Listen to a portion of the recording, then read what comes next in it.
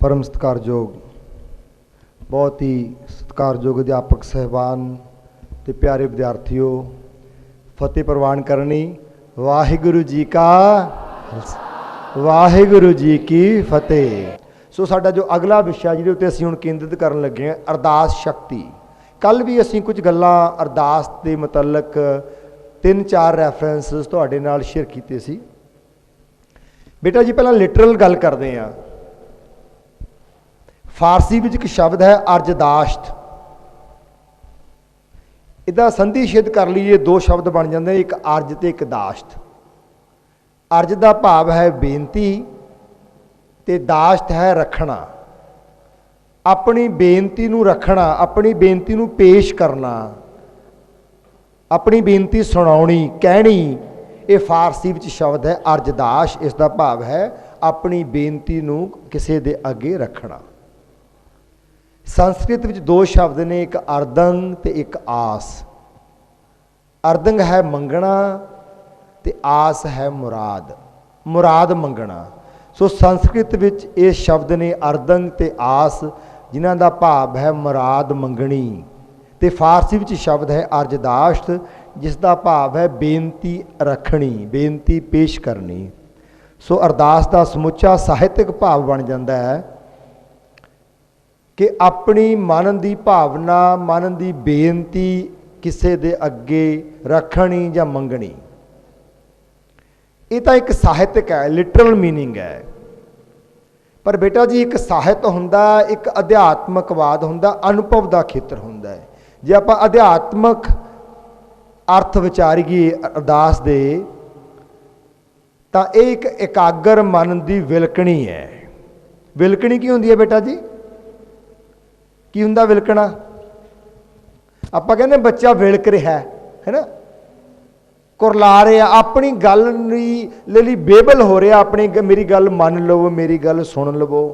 एक एकाग्र होए मन की विलकणी है। एकाग्र मन की विलकणी विचों निकलिया एक रूह का गीत है। जो मन विलक रहा एकाग्र होके, ते रूह कुछ कह रही है, उस एकाग्रता दे विचों बेटा जी जिहड़े शब्द निकलते हैं, असल विच वो अरदास है। जदों प्रेम भिजी, विश्वास भरी, बेबल आत्मा कुछ गाउंदी है, तो वह बोल अरदास बन जाते हैं। प्रेम भिजी और विश्वास भरी, बेबल आत्मा कुछ गाउंदी है, कुछ बोलती है, कुछ कहती है, वो एक अरदास बन जाते हैं। जे आपां हुण संसारी पद्धर उत्ते अरदास दे जिहड़े आम मतलब साडे समाज विच असीं जाणे जां अणजाणे रूप विच समझदे हां, साडे मनोबिरतियां विच नहीं। असीं की समझदे हां? दुनियावी लोड़ां दी पूर्ति लई किसे पहुंची हुई विशेष शख्सियत जां विशेष स्थान ते कीती हुई मंग, ये साडे च बहुत अहमियत रखदी है। असीं इंज समझदे हां भी कोई खास बंदा किसी खास थां ते जाके अरदास काड़ी बेनती करे, वो साडे वास्ते कोई मैने रखदी है, अरदास है। पर जे असीं अध्यात्मक पद्धर उत्ते ये संसारी पद्धर के मुकाबले निरंकारी पद्धर ते गल करिए, तां असल विच आत्मा दे परमात्मा नालों विछोड़े की पूर्ति लई सर्वव्यापी रब जी के प्यार विच उठी विलकणी अरदास हुंदी है। संसारी लोग संसारी लोड़ां की पूर्ति के लिए किसी खास थां ते जां किसी खास व्यक्ति कोलों कुछ बेनती करवाउंदे ने, तो उहनूं कहंदे ने वो अरदास। पर निरंकारी पद्धर दे उत्ते ये संसारी लोड़ां की पूर्ति वास्ते नहीं है अरदास। गुरबाणी बहुत थावां ते इस गल नूं खुलासा करती है कि संसारी लोड़ां तां पिता जी अपने आप पूरियां करते चले जा रहे हैं। उन्होंने वो सारे कुछ अपने आप ही उन्होंने अपनी विਉਂਤਬੰਦੀ च पा लिया होया है। पर अरदास अपने असल स्वरूप विच उदों आउंदी है जदों आत्मा परमात्मा दे विछोड़े दे विच बेबल होके सर्वव्यापी रब जी दे प्यार विच विलकदी है कि मैनूं मिल जाओ। अरदास क्यों? असीं कई बार ये शब्द का कीर्तन सुनते हैं, पढ़ते हैं। पिता जी की लिखते ने, विण बोलिया सब किछ जानदा, किस आगे कीचै अरदास। ਜੇ ਇਸ ਪੰਕਤੀ ਨੂੰ ਪੜ੍ਹੀਏ ਤਾਂ ਬੇਟਾ ਜੀ ਇਹ ਗੱਲ ਸਮਝ ਵਿੱਚ ਆਉਂਦੀ ਹੈ, ਅਰਦਾਸ ਦੀ ਲੋੜ ਹੀ ਨਹੀਂ ਹੈ। ਕਿਉਂ ਬਈ? ਕਿਉਂਕਿ ਵਿਣ ਬੋਲਿਆ ਸਭ ਕਿਛ ਜਾਣਦਾ। ਤੇ ਕਿਹਦੇ ਅੱਗੇ ਫਿਰ ਕਰੀਏ ਅਰਦਾਸ? ਉਹਨੂੰ ਤਾਂ ਪਹਿਲਾਂ ਹੀ ਪਤਾ ਹੈ, ਕਿਸ ਆਗੈ ਕੀਚੇ ਅਰਦਾਸ। Almighty knows everything without being told. ਦੱਸਣ ਤੋਂ ਬਿਨਾਂ ਹੀ। Then unto whom we should shall offer our prayer. ਕਿਹਨੂੰ ਅਸੀਂ ਆਪਣੀ ਪ੍ਰੇਅਰ ਪੇਸ਼ ਕਰੀਏ ਉਹ ਤਾਂ ਪਹਿਲਾਂ ਹੀ ਜਾਣਦਾ ਬਈ। ਇੱਥੋਂ ਇਹ ਗੱਲ ਸਮਝ ਲਈਏ ਬੇਟਾ ਜੀ, ਅਰਦਾਸ ਦਾ ਮੰਤਵ ਲੋੜਾਂ ਦੱਸਣਾ ਨਹੀਂ।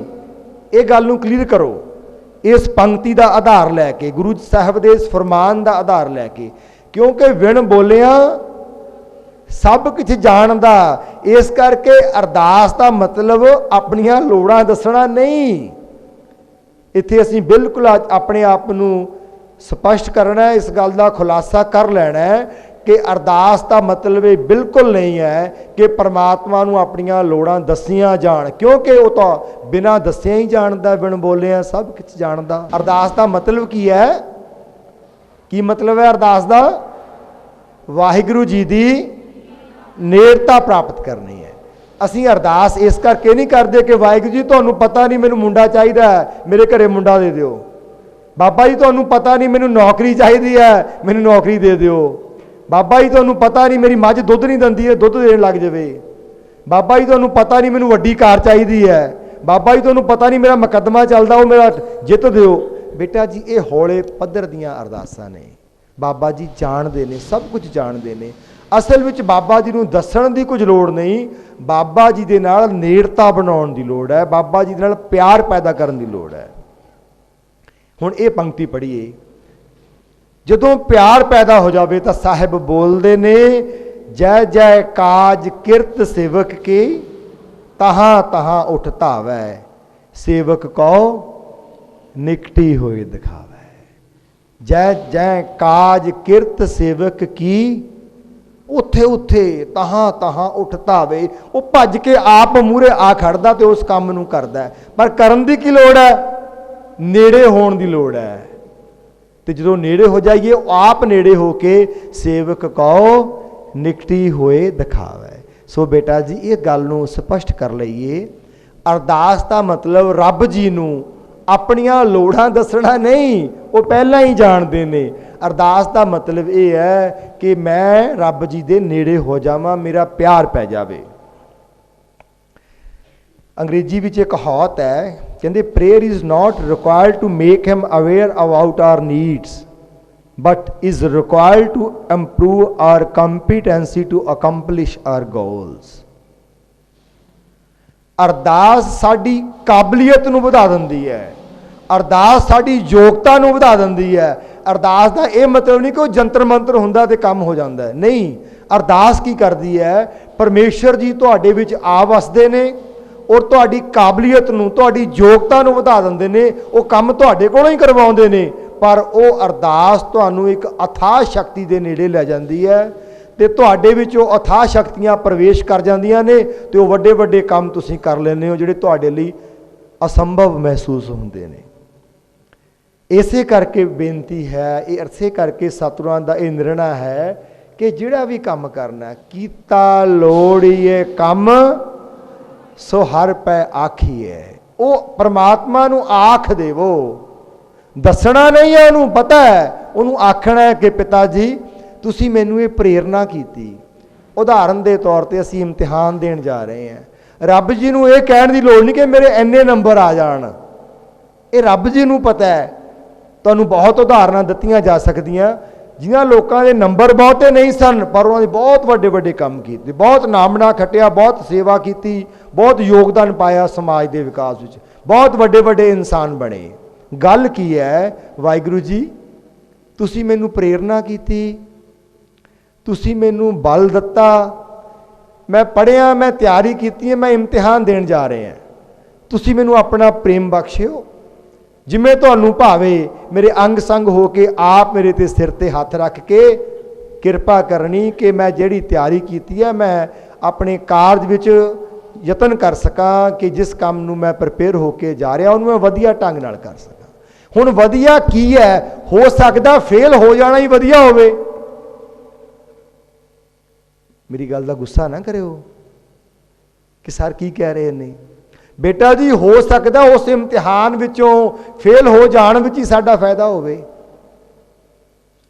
ਇਹ ਗੱਲ ਅਨੁਭਵੀ ਰਮਜ਼ਾਂ ਨੇ। ਮਹਾਂਪੁਰਖਾਂ ਦੇ ਜੀਵਨ ਪੜ੍ਹੋ, ਗੁਰ ਇਤਿਹਾਸ ਨੂੰ ਪੜ੍ਹੋ, ਇਹ ਰਮਜ਼ਾਂ ਸਮਝ ਆਉਂਦੀਆਂ ਨੇ ਕਿ ਰੱਬ ਜੀ ਦੇ ਅੱਗੇ ਜਿੱਦ ਨਹੀਂ ਕਰਨੀ ਕਿ ਮੇਰੇ ਇੰਨੇ ਨੰਬਰ ਆਉਣ ਤੇ ਮੈਂ ਇੰਨੇ ਦਾ ਲੰਗਰ ਲਗਾਊਂਗਾ, ਮੈਂ ਇੰਨਾ ਦਾਨ ਕਰੂੰਗਾ, ਮੈਂ ਅਖੰਡ ਪਾਠ ਰਖਾਊਂਗਾ, ਪਰ ਮੈਨੂੰ ਆਹ ਚੀਜ਼ ਦੇ ਦਿਓ। ਨਹੀਂ ਬੇਟਾ ਜੀ, ਜਿਉਂ-ਜਿਉਂ ਆਪਾਂ ਵਿਸ਼ੇ ਦੇ ਅੱਗੇ ਵਧਾਂਗੇ ਇਸ ਵਿਸ਼ੇ ਦਾ ਹੋਰ ਖੁਲਾਸਾ ਕਰਦੇ ਜਾਵਾਂਗੇ। ਇੱਥੇ ਇੰਨੀ ਗੱਲ ਨੋਟ ਕਰਕੇ ਅੱਗੇ ਵਧਦੇ ਹਾਂ ਕਿ ਬਾਬਾ ਜੀ ਨੂੰ ਕਹਿ ਕੇ, ਪਿਤਾ ਜੀ ਤੁਹਾਡੀ ਆਗਿਆ ਵਿੱਚ ਮੈਂ ਜਾ ਰਿਹਾ, ਕੀਤਾ ਲੋੜੀਏ ਕੰਮ ਸੋ ਹਰ ਪੈ ਆਖੀਏ। ਉਹ ਆਪੇ ਕਰੇਗਾ ਕਿਵੇਂ ਕਰਨਾ ਹੈ, ਕਾਰਜ ਦਏ ਸਵਾਰ ਸਤਿਗੁਰ ਸੱਚ ਸਾਖੀਏ। ਬਾਬਾ ਜੀ ਨੂੰ ਪਲਾਨ ਨਹੀਂ ਬਣਾ ਕੇ ਦੇਣਾ ਕਿ ਬਾਬਾ ਜੀ ਐਂ ਕਰ ਦਿਓ, ਪਲਾਨ ਬਾਬਾ ਜੀ ਤੇ ਛੱਡ ਦੇਣਾ ਹੈ। ਅਰਦਾਸ ਕਿਵੇਂ? ਹੁਣ ਬੇਟਾ ਜੀ ਅਸੀਂ ਅਰਦਾਸ ਕੀ ਹੈ ਉਹਦੀ ਗੱਲ ਕੀਤੀ ਹੈ ਕਿ ਰੂਹ ਦੀ ਵਿਲਕਣੀ ਹੈ, ਹਰ ਕੰਮ ਤੋਂ ਪਹਿਲਾਂ ਅਰਦਾਸ ਕਰਨੀ ਹੈ। ਹੁਣ ਅਰਦਾਸ ਕਿਵੇਂ ਕਰਨੀ ਹੈ, ਇਹਦੇ ਵਿੱਚ ਸਾਨੂੰ 3 ਗੱਲਾਂ ਦਾ ਖਿਆਲ ਰੱਖਣਾ ਪਵੇਗਾ। ਪਹਿਲੀ ਗੱਲ, ਮਾਲਕ ਜੀ ਦੀ ਹਜ਼ੂਰੀ ਅਤੇ ਸਮਰੱਥਾ ਤੇ ਪੂਰਨ ਯਕੀਨ। ਇਹ ਨਹੀਂ ਸੋਚਣਾ ਵੀ ਸ਼ਾਇਦ ਬਾਬਾ ਜੀ ਕਰ ਹੀ ਨਹੀਂ ਸਕਦੇ ਹੋਣ। ਇਹ 3 ਰੈਕੁਇਜ਼ਿਟ ਨੇ ਅਰਦਾਸ ਦੇ। ਪਹਿਲਾ ਕੀ ਹੈ, ਜਿਹਦੇ ਅੱਗੇ ਅਰਦਾਸ ਕਰ ਰਹੇ ਹਾਂ ਪੂਰਨ ਯਕੀਨ ਹੋਵੇ ਕਿ ਮੈਂ ਜਿਹਦੇ ਅੱਗੇ ਸਿਰ ਰੱਖ ਦਿੱਤਾ ਤਾਂ ਕਿ ਸਰਨ ਪਰਿਓ ਨਾਨਕ ਦਾਸ ਜਾਂ ਤੇ ਉੱਪਰ ਕੋ ਨਹੀਂ। ਉਹਦੇ ਉੱਪਰ ਹੁਣ ਹੈ ਕੋਈ ਨਹੀਂ, ਉਹਦਾ ਕੋਈ ਬੌਸ ਨਹੀਂ ਹੈਗਾ। ਆਦ ਅੰਤ ਏਕੇ ਅਵਤਾਰਾ ਸੋਈ ਗੁਰੂ ਸਮਝਿਓ ਹਮਾਰਾ। ਉਦੋਂ ਉੱਪਰ ਹੁਣ ਕੋਈ ਨਹੀਂ ਹੈ ਜਿਹਦੇ ਅੱਗੇ ਸਿਰ ਰੱਖ ਦਿੱਤਾ। ਪਹਿਲੀ ਰਿਕੁਆਇਰਮੈਂਟ ਹੈ। ਜੇ ਇੱਥੋਂ ਸਲਿੱਪ ਕਰ ਗਏ ਵੀ ਸ਼ਾਇਦ ਇਹ ਬਾਬੇ ਤੋਂ ਨਾ ਮਿਲਿਆ ਤਾਂ ਫਲਾਣੇ ਕੋਲ ਚਲੇ ਜਾਵਾਂਗੇ, ਉਹ ਤੋਂ ਨਾ ਮਿਲਿਆ ਫਲਾਣੇ ਤੋਂ ਤਵੀਤ ਕਰਾ ਲਾਂਗੇ, ਉਹ ਤੋਂ ਨਾ ਹੋਇਆ ਫਲਾਣੇ ਤੋਂ ਸਵਾਹ ਦੀਆਂ ਚੁਟਕੀਆਂ ਲਿਆਵਾਂਗੇ, ਜਾਂ ਕਿਸੇ ਤੋਂ ਹੋਰ ਪੁੱਛਿਆ ਲੈ ਕੇ ਆਹ ਕਰ ਲਵਾਂਗੇ। ਇਹ ਪਹਿਲੀ ਰਿਕੁਆਇਰਮੈਂਟ ਤੇ ਆਪਾਂ ਖੁੰਝ ਗਏ। ਯਕੀਨ ਪੂਰਾ ਇੱਕ ਅਕਾਲ ਪੁਰਖ ਤੇ, ਕਿਸੇ ਦੇ ਤੇ ਨਹੀਂ, ਕਿਸੇ ਮਨੁੱਖ ਤੇ ਨਹੀਂ, ਕਿਸੇ ਦੇਵੀ ਤੇ ਨਹੀਂ, ਕਿਸੇ ਦੇਵਤੇ ਤੇ ਨਹੀਂ, ਕਿਸੇ ਹੋਰ ਕਲਪਨਾਇਕ ਤੇ ਨਹੀਂ, ਇੱਕ ਅਕਾਲ ਰੂਪ ਉੱਤੇ ਜਿਹਦੀ ਕੋਈ ਮੂਰਤੀ ਨਹੀਂ ਹੈ, ਜਿਹਦੇ ਗੁਣ ਗੁਰੂ ਪਾਤਸ਼ਾਹ ਜੀ ਨੇ ਮੂਲ ਮੰਤਰ ਵਿੱਚ ਬਿਆਨ ਕੀਤੇ ਨੇ, ਉਸ ਪਰਮਾਤਮਾ ਦੇ ਉੱਤੇ ਟੇਕ ਰੱਖ ਲਈ ਕਿ ਉਦੋਂ ਉੱਪਰ ਕੋਈ ਨਹੀਂ, ਮੈਂ ਉਹਦੇ ਅੱਗੇ ਆਪਣੀ ਬੇਨਤੀ ਰੱਖ ਰਿਹਾ। ਦੂਸਰੀ ਗੱਲ, ਆਪਣੀ ਅਕਲ।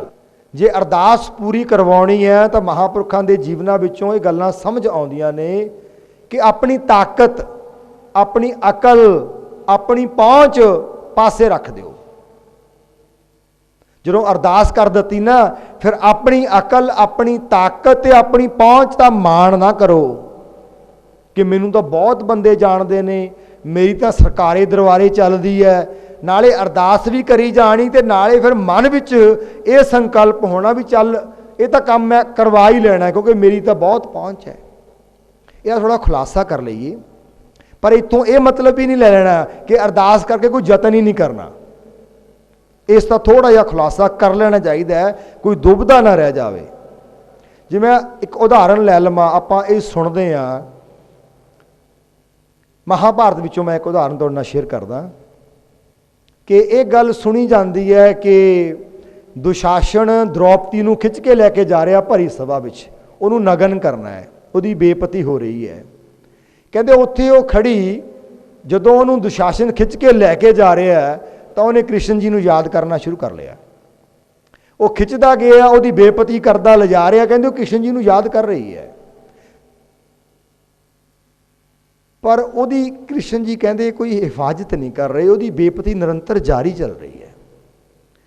ਉਹ ਉਸ ਦਰਬਾਰ ਵਿੱਚ ਪਹੁੰਚ ਗਈ ਜਿੱਥੇ ਪਿਤਾਮਾ ਜੀ ਬੈਠੇ ਨੇ, ਬਿਦਰ ਜੀ ਬੈਠੇ ਨੇ, ਬੜੇ ਸਿਆਣੇ ਬੈਠੇ ਨੇ, ਪਾਂਡਵ ਵੀ ਬੈਠੇ ਨੇ ਤੇ ਕੌਰਵ ਵੀ ਬੈਠੇ ਹੈ। ਹੁਣ ਉੱਥੇ ਉਹਦੀ ਬੇਪਤੀ ਹੋਣ ਲੱਗੀ। ਕਹਿੰਦੇ ਉਹਨੇ ਹੋਰ ਉੱਚੀ ਉੱਚੀ ਕ੍ਰਿਸ਼ਨ ਜੀ ਨੂੰ ਯਾਦ ਕਰਨਾ ਸ਼ੁਰੂ ਕੀਤਾ। ਕਹਿੰਦੇ ਦੁਸ਼ਾਸਨ ਨੇ ਉਹਦੀ ਫੜ ਕੇ ਸਾੜੀ ਖਿੱਚਣੀ ਸ਼ੁਰੂ ਕਰ ਦਿੱਤੀ ਤੇ ਸਾੜੀ ਉਤਰਨ ਵਾਲੀ ਆ ਤੇ ਉਹਨੇ ਦੰਦਾਂ 'ਚ ਫੜ ਲਈ ਆ ਆਪਣੇ। ਉਹ ਉਦੋਂ ਵੀ ਕ੍ਰਿਸ਼ਨ ਜੀ ਨੂੰ ਯਾਦ ਕਰ ਰਹੀ ਹੈ। ਕਹਿੰਦੇ ਦੁਸ਼ਾਸਨ ਨੇ ਝਟਕਾ ਮਾਰਿਆ, ਉਹਦੀ ਸਾੜੀ ਉਹ ਦੰਦਾਂ ਵਿੱਚੋਂ ਖਿੱਚ ਕੇ ਬਾਹਰ ਆ ਗਈ, ਉਦੋਂ ਵੀ ਉਹ ਯਾਦ ਕਰ ਰਹੀ ਹੈ। ਪਰ ਜਦੋਂ ਉਹਦੇ ਦੰਦਾਂ ਵਿੱਚੋਂ ਸਾੜੀ ਨਿਕਲ ਗਈ ਤੇ ਉਹਨੇ ਦੇਖਿਆ ਮੇਰੇ ਹੱਥ ਵਿੱਚ ਕੁਝ ਨਹੀਂ, ਉਹਨੇ ਫਿਰ ਕਿਸੇ ਹੋਰ ਲਹਿਜੇ 'ਚ कृष्ण जी ਨੂੰ ਕਹਿੰਦੇ याद करना शुरू किया। ਹੁਣ ਕੀ ਹੋਇਆ, ਦੁਸ਼ਾਸਨ ਉਹਦੀ ਸਾੜੀ खिंच ਰਿਹਾ, पर साड़ी ਕਹਿੰਦੇ खत्म ही नहीं हो रही, वो कपड़ा ही नहीं उतर रहा, वो कपड़ा इन्ना लंबा हो जा रहा है। तो कहते द्रौपदी ने गल समझण वाली है, ये है की है, ये सिर्फ कह लो एक कहानी है, ये गल कढ़न वाली है, गल समझण वाली की है। द्रौपदी ने कृष्ण जी ਨੂੰ ਇਹ ਉਲਾਂਭਾ ਦਿੱਤਾ, ਕਹਿੰਦੇ मैं ਤੈਨੂੰ ਉੱਥੋਂ याद करना शुरू कर लिया सी जिथों मैनू दुशासन ने धूना शुरू किया सी, पर तू मेरी सहायता उत्थे जाके की जो मेरे हत्थां दंदां विचों उहने साड़ी भी खिंच लई। तो कहते कृष्ण जी मुस्कुरा के बोले, द्रौपदी तू मैनू याद तो उत्थों शुरू कर लिया सी करना, पर तेरे मन विच अंदर पता की सी कि कोई गल नहीं, जिथे दुशासन मैनू लैके जा रहा उत्थे मेरे 5 पति बैठे आ पांडव, इहदी मुखी देणगे ठप। तेरे मन विच माण सी अपने पतियां उत्ते, तेरे मन विच एक होर माण सी कि उत्थे बिदर जी वर्गे सियाणे बैठे आ, मेरा कुछ नहीं बिगाड़ सकदा। तेरे मन में एक होर मान सी कि उत्थे पितामा जी बैठे है, ये मेरा दुशासन की बिगाड़ लेगा, उत्थे जावेगा सारे इनू टुट के पै जाणगे, ये मेरा कुछ नहीं बिगाड़ सकता। तू मैनू याद तो कर रही सी, पर तेरे अंदर एक होर भी चल रहा सी कुछ कि मेरी बड़ी ताकत है, मेरे इन्ने पति ने, बिदर है, बड़े सियाणे लोग बैठे है। इत्थों एक गल सीखण वाली है, तुहाडे कोल किन्ने भी सियाणे ना होण, तुहाडी किन्नी भी ताकत ना होवे, उस ताकत नूं पासे रख देवो ते अंदरों ये गल मन लवो, मेरे को ताकत है तो है, पर यह ताकत भी मिट्टी हो जाएगी जे परमात्मा की इच्छा ना होई। ये मेरी ये ताकत मेरा सहारा तां बनेगी जे परमात्मा विच आके खड़ोएगा, विच करता पुरख खलोआ, वाल ना विंगा होआ। जो अकाल पुरख विच आके खड़ेगा ना, तो फिर ये सारे भावें साडा कोई ना भी होवे, तो परमात्मा साडे दुश्मन में आके भी वरत जाएगा कि दुश्मन भी तुहाडा भला सोच लवेगा। इत्थे ये गल समझण वाली है कि अपना यतन नहीं छड्ड देना। परमात्मा ने जिन्ना तुहानूं दिमाग दिता है, जिन्नी ताकत दिती है, अरदास करन तो बाद अपना पूरा यतन और बल लाउणा है, पर वो यतन ते बल लाउंदियां लाउंदियां ये दृढ़ संकल्प रहना है, साडा लाया होया यतन, साडा लाया होया बल, साडे संपर्क, साडे साधन, साडा सरमाया, साडी ताकत साडे हक विच तां ही भुगतदी है जे परमात्मा जी साडे हक विच ने। नहीं अपनी ताकत ते कदी माण नहीं करना, जिन्ने भी मर्जी असीं सरमाएदार दुनियावी तौर पर पहुँच रखन वाले अकल दे धनी जां विद्वान होइए। सो दूसरी गल अपनी अकल, ताकत, पहुँच दे हंकार दे मुकम्मल त्याग नाल मालक की अधीनगी स्वीकार कर लईए, तो असीं बहुत नेड़े चले जाने आ कि साडी अरदास प्रवान हो जाएगी। तीसरी गल बेटा जी, जिहड़ी मंग लैके असीं अरदास कर रहे हैं ना, सानू उस गल ते यकीन होना चाहिए कि मेरी मंग जायज़ है। तुहाडे अंदरों ही एक आवाज़ आ रही होवे कि मैं कुछ गलत मंग रहा, तो फिर वीकनेस रह जाती है, अरदास मुकम्मल नहीं होंदी। तो ये यकीनन है, ये 3 गल्लां हो जाण, मालिक ते भरोसा, अपनी अकल ताकत पहुँचता हंकार नूं खत्म कर लिया जाए, मालिक की अधीनगी स्वीकार कर ली जाए, और ये पता होवे कि मैं जो मंग रहा उस सरबत के भले लिए है। तो बेटा जी गुरबाणी इस गल की मोहर लाती है, बार बार अनेकों थावां ते गुरु पातशाह अपना ये फरमान, ये सुनेहा वख-वख शब्दों में लिखते ने, जो मंग है ठाकर अपने ते सोई सोई देवै, नानक दास मुख ते जो बोलै इहाँ उहाँ सच होवै। अजिहे बहुत सारे फरमान सतगुरु बार बार अपने सिखां नूं दिंदे ने बाणी दे विच। हाँ, कि साडी अरदास सदा पूरी हो जाती है, कई बार नहीं भी पूरी होंदी ना। सो ये एक गल होर समझ लीजिए, चौथी गल कि जे अरदास पूरी हो जाए तो वह की है जी, मालिक दी दात, देंदा दे लैंदे थक पाए, वो दंदा जांदा असीं लैंदे थक जाने, उसदी दात है। तो जे अरदास ना पूरी होवे, अरदास की अपूर्ति की है, इनू ध्यान नाल नोट कर लो बेटा जी, अरदास की पूर्ति की है मालिक दी दात, ते अरदास की अपूर्ति की है हाँ मालिक दी सियाणप। ਜੇ ਕਿਤੇ ਸਾਡੀ ਅਰਦਾਸ ਪੂਰੀ ਨਾ ਹੋਵੇ, ਇਹ ਨਹੀਂ ਕਿ ਆਹ ਡੇਰਾ ਛੱਡਿਆ ਤੇ ਚੱਲ ਉੱਥੇ ਸੁੱਖਣਾ ਸੁੱਖ ਲਈਏ, ਇੱਥੇ ਅਖੰਡ ਪਾਠ ਕਰਾਇਆ ਹੁਣ ਉੱਥੇ ਕਰਾ ਲਈਏ, ਉੱਥੋਂ ਤਵੀਤ ਲਿਆ ਹੁਣ ਫਲਾਣੇ ਦਾ ਤੋਂ ਸਵਾਹ ਲੈ ਲਈਏ। ਬੇਟਾ ਜੀ ਨਹੀਂ, ਇਹ ਗੁਰਮਤਿ ਨਹੀਂ ਹੈ। ਜੇ ਅਰਦਾਸ ਪੂਰੀ ਨਹੀਂ ਨਾ ਹੋਈ ਤਾਂ ਇਹ ਮਾਲਕ ਦੀ ਸਿਆਣਪ ਹੈ। ਮਾਲਕ ਸਾਨੂੰ ਕੁਝ ਹੋਰ ਉਦੋਂ ਵੱਡਾ ਦੇਣਾ ਚਾਹੁੰਦਾ ਹੈ, ਤੇ ਮਾਲਕ ਨੇ ਆਪਣੀ ਵਿਉਂਤਬੰਦੀ ਵਿੱਚ ਪਲਾਨ ਵਿੱਚ ਉਹਨੂੰ ਇਸ ਤਰ੍ਹਾਂ ਕਰ ਲਿਆ ਕਿ ਸਾਡੀ ਉਹ ਗੱਲ ਪ੍ਰਵਾਨ ਨਹੀਂ ਚੜੀ, ਪਰ ਸਾਡਾ ਉਹਦੇ ਵਿੱਚ ਵੀ ਭਲਾ ਹੈ। ਕੀ ਬੇਟਾ ਜੀ ਅਰਦਾਸ ਕਿਸੇ ਖਾਸ ਉਚੇਚੇ ਪੁਜਾਰੀ ਜਾਂ ਗ੍ਰੰਥੀ ਸਿੰਘ ਦੀ ਲੋੜ ਹੁੰਦੀ ਹੈ ਅਰਦਾਸ ਕਰਾਉਣ ਵਾਸਤੇ? ਕਿਉਂ ਬਈ, ਕੌਣ ਦੱਸੇਗਾ? ਸ਼ਾਬਾਸ਼। ਅਰਦਾਸ ਕਰਵਾਉਣ ਲਈ ਕਿਸੇ ਖਾਸ ਵਿਅਕਤੀ ਦੀ ਲੋੜ ਨਹੀਂ ਹੁੰਦੀ ਤਾਂ ਕਿਉਂ ਨਹੀਂ ਹੁੰਦੀ? ਕੌਣ ਦੱਸੇਗਾ? ਹੱਥ ਖੜੇ ਕਰੋ। Very good. ਵਾਹਿਗੁਰੂ ਜੀ ਕਾ ਖਾਲਸਾ, ਵਾਹਿਗੁਰੂ ਜੀ ਕੀ ਫਤਿਹ। ਪ੍ਰਸ਼ਨ ਹੈ ਕਿ ਅਰਦਾਸ ਲਈ ਕਿਸੇ ਉਚੇਚੇ ਪੁਜਾਰੀ ਜਾਂ ਗ੍ਰੰਥੀ ਸਿੰਘ ਦੀ ਲੋੜ ਹੈ? ਮੇਰੇ ਹਿਸਾਬ ਨਾਲ ਨਹੀਂ, ਕਿਉਂਕਿ ਸਭ ਦੇ ਮਨ ਅੰਦਰ ਰੱਬ ਵਸਦਾ ਹੈ। ਬੈਠ ਜਾ। ਹੋਰ ਕੁਝ? ਕਿਸੇ ਦੇ ਸਹਾਰੇ ਦੀ ਲੋੜ ਕਿਉਂ ਨਹੀਂ ਹੈ ਅਰਦਾਸ ਕਰਨ ਲਈ? ਆਪਣੀ ਅਰਦਾਸ ਆਪ ਕਿਉਂ ਕਰਨੀ ਚਾਹੀਦੀ ਹੈ? ਵਾਹਿਗੁਰੂ ਜੀ ਕਾ ਖਾਲਸਾ, ਵਾਹਿਗੁਰੂ ਜੀ ਕੀ ਫਤਿਹ। ਮੇਰਾ ਉੱਤਰ ਇਹ ਹੈ ਕਿ ਕਿਉਂਕਿ ਰੱਬ ਸਭ ਕੁਝ ਹੀ ਜਾਣਦਾ ਹੈ, ਉਹ ਬਿਨਾਂ ਬੋਲਿਆ ਹੀ ਸਭ ਕੁਝ ਜਾਣ ਲੈਂਦਾ ਹੈ। ਆਪਾਂ ਨੂੰ ਇਸ ਲਈ ਅਰਦਾਸ ਕਰਨ ਲਈ ਕਿਸੇ ਹੋਰ ਦੀ ਲੋੜ ਵੀ ਨਹੀਂ। ਬੈਠ ਜਾਓ। ਸ਼ਾਬਾਸ਼। ਬੇਟਾ ਜੀ ਦੇਖੋ, ਆਪਣੇ ਘਰ ਵਿੱਚ ਤੁਸੀਂ ਕਈ ਵਾਰੀ ਤੁਹਾਡੇ ਮਨ ਵਿੱਚ ਆਉਂਦਾ ਕਿ ਮੈਨੂੰ ਆਹ ਚੀਜ਼ ਚਾਹੀਦੀ ਹੈ ਨਾ? ਕਿਸੇ ਬੱਚੇ ਕੋਲੇ ਆਪਾਂ ਵੇਖਦੇ ਹਾਂ ਕੋਈ ਸੋਹਣਾ ਖਿਡੌਣਾ ਹੈ, ਚੰਗੇ ਬੂਟ ਨੇ, ਕੋਈ ਹੋਰ ਚੰਗੇ ਕੱਪੜੇ ਨੇ, ਤਾਂ ਜੇ ਅਸੀਂ ਆਪਣੇ ਮੰਮਾ ਨੂੰ ਕਹੀਏ ਕਿ ਮੰਮਾ ਮੈਨੂੰ ਲੈ ਦਿਓ, ਤੇ ਦੂਜਾ ਆਪਾਂ ਕਹੀਏ ਗੁਆਂਢਣ ਨੂੰ ਜਾਏ ਕਹੀਏ ਕਿ ਮੇਰੇ ਮੰਮਾ ਨੂੰ ਕਹਿ ਦਿਓ ਮੈਨੂੰ ਲੈ ਦਿਓ, ਤੇ ਮੰਮਾ ਨੂੰ ਚੰਗਾ ਲੱਗੇਗਾ ਜੇ ਆਪਾਂ ਗੁਆਂਢਣ ਨੂੰ ਕਹਾਂਗੇ ਮੇਰੇ ਮੰਮਾ ਨੂੰ ਕਹਿ ਦਿਓ? ਨਹੀਂ ਨਾ ਚੰਗਾ ਲੱਗੇਗਾ। ਸਗੋਂ ਮੰਮਾ ਇਹ ਕਹਿਣਗੇ ਇਹਨੂੰ ਅਕਲ ਨਹੀਂ ਹੈ, ਘਰ ਦੀਆਂ ਗੱਲਾਂ ਬਾਹਰ ਜਾ ਕੇ ਕਰਦੀ ਹੈ। ਇਹਨੂੰ ਅਸੀਂ ਆਪਣੇ ਤੇ ਰੱਬ ਜੀ ਵਿੱਚ ਬਿੱਥ ਪਾ ਲੈਂਦੇ ਹਾਂ ਜਦੋਂ ਅਸੀਂ ਵਿਚਾਲੇ ਕੋਈ ਬੰਦਾ ਹੋਰ ਖੜਾ ਕਰ ਲੈਂਦੇ ਹਾਂ। ਸਾਡੀ ਮਾਂ ਹੈ ਨਾ ਰੱਬ, ਤੇ ਸਾਡੀ ਮਾਂ ਨੂੰ ਇਹ ਬਹੁਤ ਚੰਗਾ ਲੱਗੇਗਾ ਜਦੋਂ ਅਸੀਂ ਆਪਣੀ ਗੱਲ ਆਪ ਆਪਣੀ ਮਾਂ ਨੂੰ ਕਹਾਂਗੇ। ਸੋ ਅਸੀਂ ਅਰਦਾਸ ਦੇ ਲਈ ਕਿਸੇ ਦੀ ਲੋੜ ਨਹੀਂ, ਆਪ ਕੀਤੀ ਅਰਦਾਸ ਦਾ ਆਨੰਦ ਵੱਖਰਾ ਹੈ। God knows everything but he enjoy the sweetness of our prayer। ਬੱਚੇ ਨੇ ਗੱਲ ਕਹੀ ਹੈ ਨਾ ਕਿ ਰੱਬ ਜੀ ਨੂੰ ਆਪੇ ਪਤਾ ਹੈ। ਰੱਬ ਜੀ ਨੂੰ ਪਤਾ ਜ਼ਰੂਰ ਹੈ, ਪਰ ਰੱਬ ਜੀ ਇੰਜੋਏ ਵੀ ਕਰਦੇ ਹੈ। ਜਦੋਂ ਉਹਦਾ ਬੱਚਾ ਕੋਈ ਗੱਲ ਕਹਿੰਦਾ ਨਾ, ਤੁਸੀਂ ਨੋਟ ਕੀਤਾ ਹੋਣਾ, ਇੱਕ ਛੋਟਾ ਜਿਹਾ ਬੱਚਾ ਤੋਤਲੀ ਜੀ ਜ਼ੁਬਾਨ ਨਾਲ ਜਦੋਂ ਆਪਣੀ ਮੰਮਾ ਤੋਂ ਕੁਝ ਮੰਗਦਾ ਤੇ ਮੰਮਾ ਕੀ ਕਰਦੇ ਆ? ਉਹਨੂੰ ਕੁੱਟ ਕੇ ਜੱਫੀ ਪਾ ਲੈਂਦੇ ਆ, ਹੈ ਨਾ? ਉਹਨੂੰ ਪਿਆਰ ਕਰਦੇ ਆ, ਉਹਨੂੰ ਕਿਸ ਕਰਦੇ ਆ। ਉਹਨਾਂ ਨੂੰ ਬਹੁਤ ਚੰਗਾ ਲੱਗਦਾ ਜਦੋਂ ਬੱਚਾ ਤੋਤਲੀ ਜੀ ਆਵਾਜ਼ ਵਿੱਚ ਭੋਲਾ ਜਿਹਾ ਹੋ ਕੇ, ਮਨ ਵਿੱਚ ਕੋਈ ਛਲ ਨਹੀਂ, ਕੋਈ ਕਪਟ ਨਹੀਂ। ਇੱਕ ਗੱਲ ਹੋਰ ਨੋਟ ਕਰਿਓ, ਇੱਕ ਪਾਸੇ ਛਲ ਕਪਟ ਹੈ, ਇੱਕ ਪਾਸੇ ਹੁੰਦਾ ਆਪਾਂ ਜਦੋਂ ਬਿਨਾਂ ਕੋਈ ਜਿੱਦ ਕੀਤਿਆਂ ਬੜੇ ਹੀ ਨਿਰਮਲ ਹੋ ਕੇ ਮੰਮਾ ਪਾਪਾ ਨੂੰ ਆਪਣੀ ਗੱਲ ਕਹਿੰਦੇ ਆ, ਉਦੋਂ ਮੰਮਾ ਪਾਪਾ ਦੇ ਵਸ ਵਿੱਚ ਨਾ ਹੋਵੇ ਨਾ, ਉਹ ਤਾਂ ਵੀ ਪੂਰੀ ਕਰ ਦਿੰਦੇ ਨੇ। ਤੇ ਜਦੋਂ ਜਿੱਦ ਕਰਕੇ ਮੰਗਦੇ ਆ ਫਿਰ ਉਹ ਸੋਚਦੇ ਬੱਚੇ ਦਾ ਸੁਭਾਅ ਵਿਗੜ ਰਿਹਾ ਹੈ। ਉਦੋਂ ਕਈ ਵਾਰੀ ਸਮਰੱਥਾ ਵਿੱਚ ਹੁੰਦੇ ਨੇ ਤੇ ਜਾਣ ਕੇ ਬੱਚੇ ਨੂੰ ਚੀਜ਼ ਨਹੀਂ ਦਿੰਦੇ। ਬੇਟਾ ਜੀ ਇਸ ਗੱਲ ਨੂੰ ਨੋਟ ਕਰਿਓ, ਜਦੋਂ ਅਸੀਂ ਜਿੱਦ ਕਰਕੇ ਮੰਗਦੇ ਆ ਨਾ ਤਾਂ ਸਿਆਣੇ ਮਾਂ-ਬਾਪ ਕਈ ਵਾਰੀ ਬੱਚੇ ਨੂੰ ਚੀਜ਼ ਲੈ ਕੇ ਨਹੀਂ ਦਿੰਦੇ।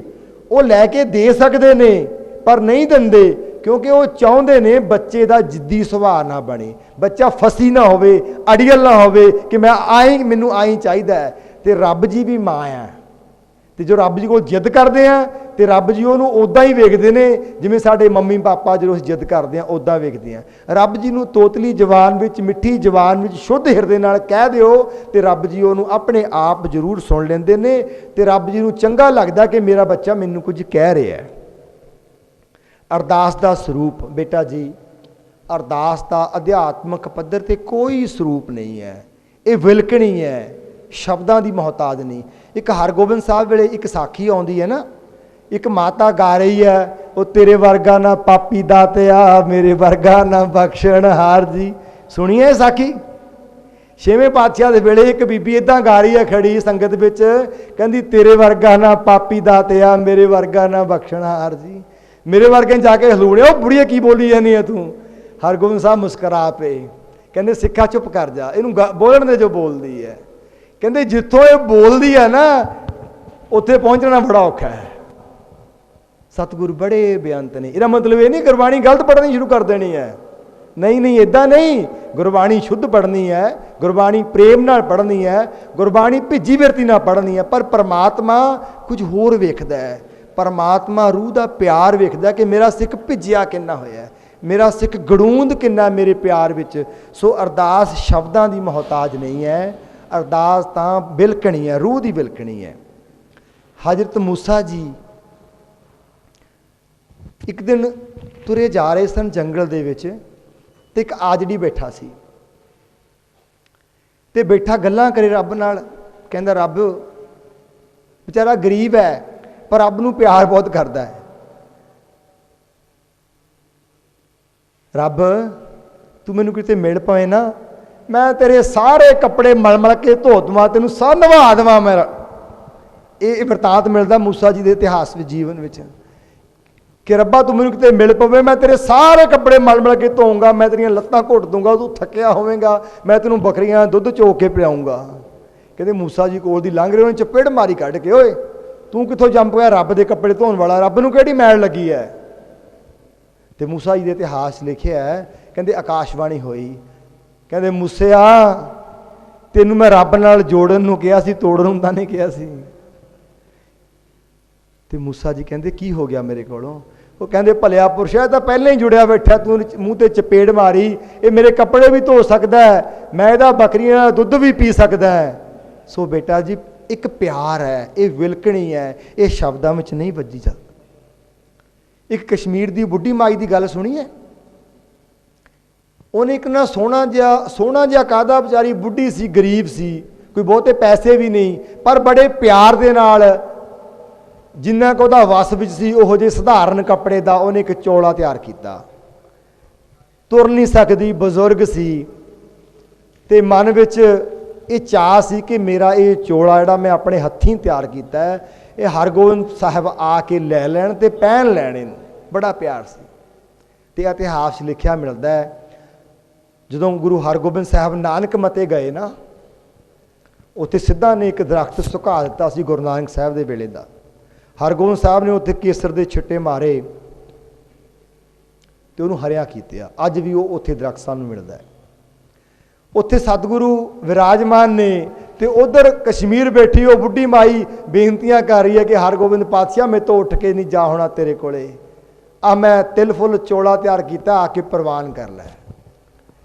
ते भाई वीर सिंह ने बहुत प्यारा लिखिआ है, कहंदे हरगोबिंद साहब वो नानक मते की धरती ते बैठे ते सिखां नूं कहंदे चाले पाओ भी कश्मीर जाना है, घोड़े कड्डो, तैयारियां करो, कमर कसे करो, कश्मीर पहुंचना है। सिख कहंदे की हो गया।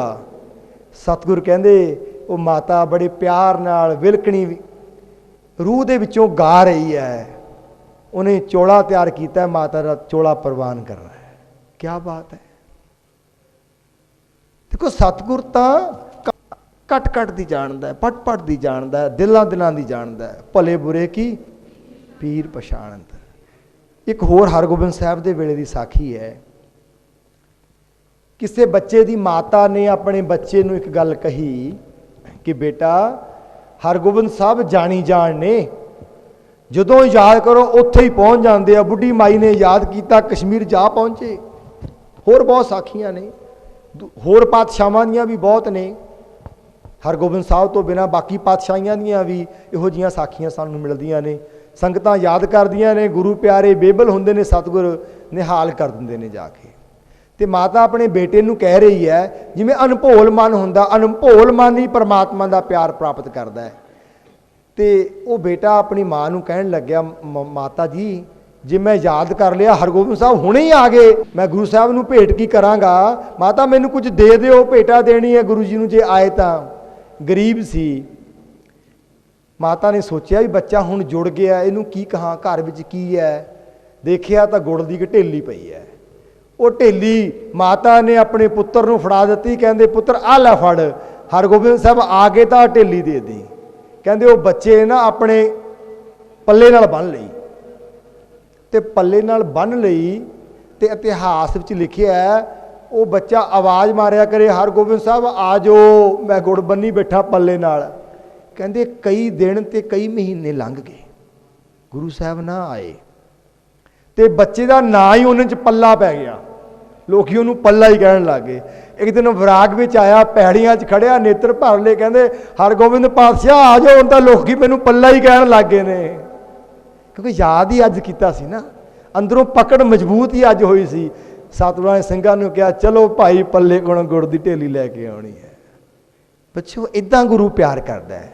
ਗੁਰੂ ਜੇ ਲੇਟ ਹੋ ਰਿਹਾ, ਗੁਰੂ ਸਾਡੀ ਬੇਬਲਤਾ, ਸਾਡਾ ਪਿਆਰ, ਸਾਡੀ ਨੇੜਤਾ ਵਧਾ ਰਿਹਾ। ਤੇ ਜੋ ਸਾਡੀ ਨੇੜਤਾ ਇੱਕ ਕਲਾਈਮੈਕਸ ਤੇ ਪਹੁੰਚ ਜਾਂਦੀ ਹੈ, ਅਸੀਂ ਹਾਕ ਮਾਰਦੇ ਹਾਂ ਗੁਰੂ ਕੋਲੇ ਹੀ ਹੁੰਦਾ ਹੈ। ਗੁਰ ਮੇਰੇ ਸੰਗ ਸਦਾ ਹੈ ਨਾਲ ਹੀ, ਨਾਲ ਹੀ ਹੈ। ਪਰ ਉਹ ਪ੍ਰਗਟ ਹੋ ਕੇ ਤੁਹਾਡੇ ਸਿਰ ਦੇ ਉੱਤੇ ਹੱਥ ਉਦੋਂ ਰੱਖਦਾ, ਤੁਹਾਨੂੰ ਸਾਖਸ਼ਾਤ ਹੋ ਕੇ ਉਦੋਂ ਦਿਖਾਉਂਦਾ ਹੈ ਜਦੋਂ ਅਸੀਂ ਗੁਰੂ ਨੂੰ ਸੱਚਮੁੱਚ ਇੰਨਾ ਨੇੜਿਓਂ ਭਿੱਜ ਕੇ ਹਾਕ ਮਾਰ ਲੈਂਦੇ ਹਾਂ, ਫਿਰ ਉਹ ਕੋਲ ਆ ਖੜਾਉਂਦਾ ਹੈ। ਸੋ ਇਹ ਅਰਦਾਸ ਦਾ ਇੱਕ ਸਰੂਪ ਹੈ, ਇੱਕ ਵਿਲਖਣੀ ਹੈ। ਬੇਟਾ ਜੀ ਅਸੀਂ ਤੁਹਾਨੂੰ ਕੱਲ੍ਹ ਇੱਕ ਗੱਲ ਕਹੀ ਸੀ ਕਿ ਤੁਸੀਂ ਵਧਾਈ ਦੇ ਪਾਤਰ ਹੋ, ਤੇ ਬੇਟਾ ਜੀ ਤੁਸੀਂ ਰੋਲ ਮਾਡਲ ਬਣਨਾ ਹੈ। ਮੈਂ ਤੁਹਾਨੂੰ ਇਹ ਵੀ ਬੇਨਤੀ ਕੀਤੀ ਸੀ, ਤੁਹਾਡੇ ਵਿੱਚ ਹੀ ਕੱਲ੍ਹ ਦਾ ਹਰੀ ਸਿੰਘ ਨਲੂਆ ਬੈਠਾ ਹੈ, ਤੁਹਾਡੇ ਵਿੱਚ ਕੱਲ੍ਹ ਦੇ ਭਾਈ ਵੀਰ ਸਿੰਘ ਬੈਠੇ ਨੇ, ਤੁਹਾਡੇ ਵਿੱਚ ਕੱਲ੍ਹ ਦੇ ਭਗਤ ਪੂਰਨ ਸਿੰਘ ਬੈਠੇ ਨੇ। ਇਹਨਾਂ ਬੱਚਿਆਂ ਵਿੱਚੋਂ ਹੀ ਇਹਨਾਂ ਰੂਹਾਂ ਨੇ ਪ੍ਰਗਟ ਹੋ ਜਾਣਾ ਹੈ। ਤੇ ਬੇਟਾ ਜੀ ਜੇ ਸਾਡੇ ਵਿੱਚ ਅੱਜ ਇਹੋ ਜਿਹੇ ਵਿਦਵਾਨ ਪ੍ਰਗਟ ਨਹੀਂ ਨਾ ਹੋ ਰਹੇ, ਤਾਂ ਸਾਡਾ ਫਿਰ ਇਤਿਹਾਸ ਤਾਂ ਅਜਾਇਬ ਘਰ 'ਚ ਰਹਿ ਜਾਵੇਗਾ। ਸਾਨੂੰ ਤੁਰਦੇ ਫਿਰਦੇ ਸਿੱਖ ਚਾਹੀਦੇ ਨੇ, ਜੋ ਪੁਰਾਤਨ ਕਿਤਾਬਾਂ ਵਿੱਚ ਪੜ੍ਹਦੇ ਹਾਂ, ਜਿਨ੍ਹਾਂ ਦੀਆਂ ਆਪਾਂ ਗੱਲਾਂ ਕਰਦੇ ਹਾਂ ਬੇਟਾ ਜੀ, ਉਹ ਤੁਹਾਡੇ ਵਿੱਚ ਵੀ ਨੇ, ਤੁਹਾਡੇ ਵਿੱਚ ਵੀ ਉਹ ਗੁਣ ਨੇ। ਪਰ ਇਹ ਕਾਰਜਸ਼ਾਲਾ ਦਾ ਮਤਲਬ, ਤੁਹਾਡੇ ਨਾਲ ਨਿਰੰਤਰ ਮਿਲਣੀਆਂ ਦਾ ਮਤਲਬ, ਤੁਹਾਡੇ ਬੀ ਨੂੰ ਉਹ ਮਾਹੌਲ ਦੇਣਾ ਕਿ ਤੁਹਾਡਾ ਬੀ ਪੁੰਗਰ ਪਵੇ ਤੇ ਤੁਹਾਡੇ ਵਿੱਚੋਂ ਹਰੀ ਸਿੰਘ ਨਲੂਆ ਪ੍ਰਗਟ ਹੋ ਜਾਵੇ, ਤੁਹਾਡੇ ਵਿੱਚੋਂ ਭਾਈ ਕਾਹਨ ਸਿੰਘ ਨਾਭਾ ਪ੍ਰਗਟ ਹੋ ਜਾਣ, ਤੁਹਾਡੇ ਵਿੱਚੋਂ ਡਾਕਟਰ ਭਾਈ ਸਾਹਿਬ ਸਿੰਘ ਪ੍ਰਗਟ ਹੋ ਜਾਣ। ਤੇ ਬੇਟਾ ਜੀ ਇਹ ਪ੍ਰਗਟ ਹੋਣਗੇ। ਮੈਂ ਤੁਹਾਨੂੰ ਇੱਕ ਜਿਉਂਦੀ ਜਾਗਦੀ ਮਿਸਾਲ ਦੇਣ ਲੱਗਿਆ। ਇਹ ਉਹ ਸਿੱਖ ਨੇ, ਪੁਰਾਤਨ ਸਿੱਖਾਂ ਵਰਗੇ ਸਿੱਖ।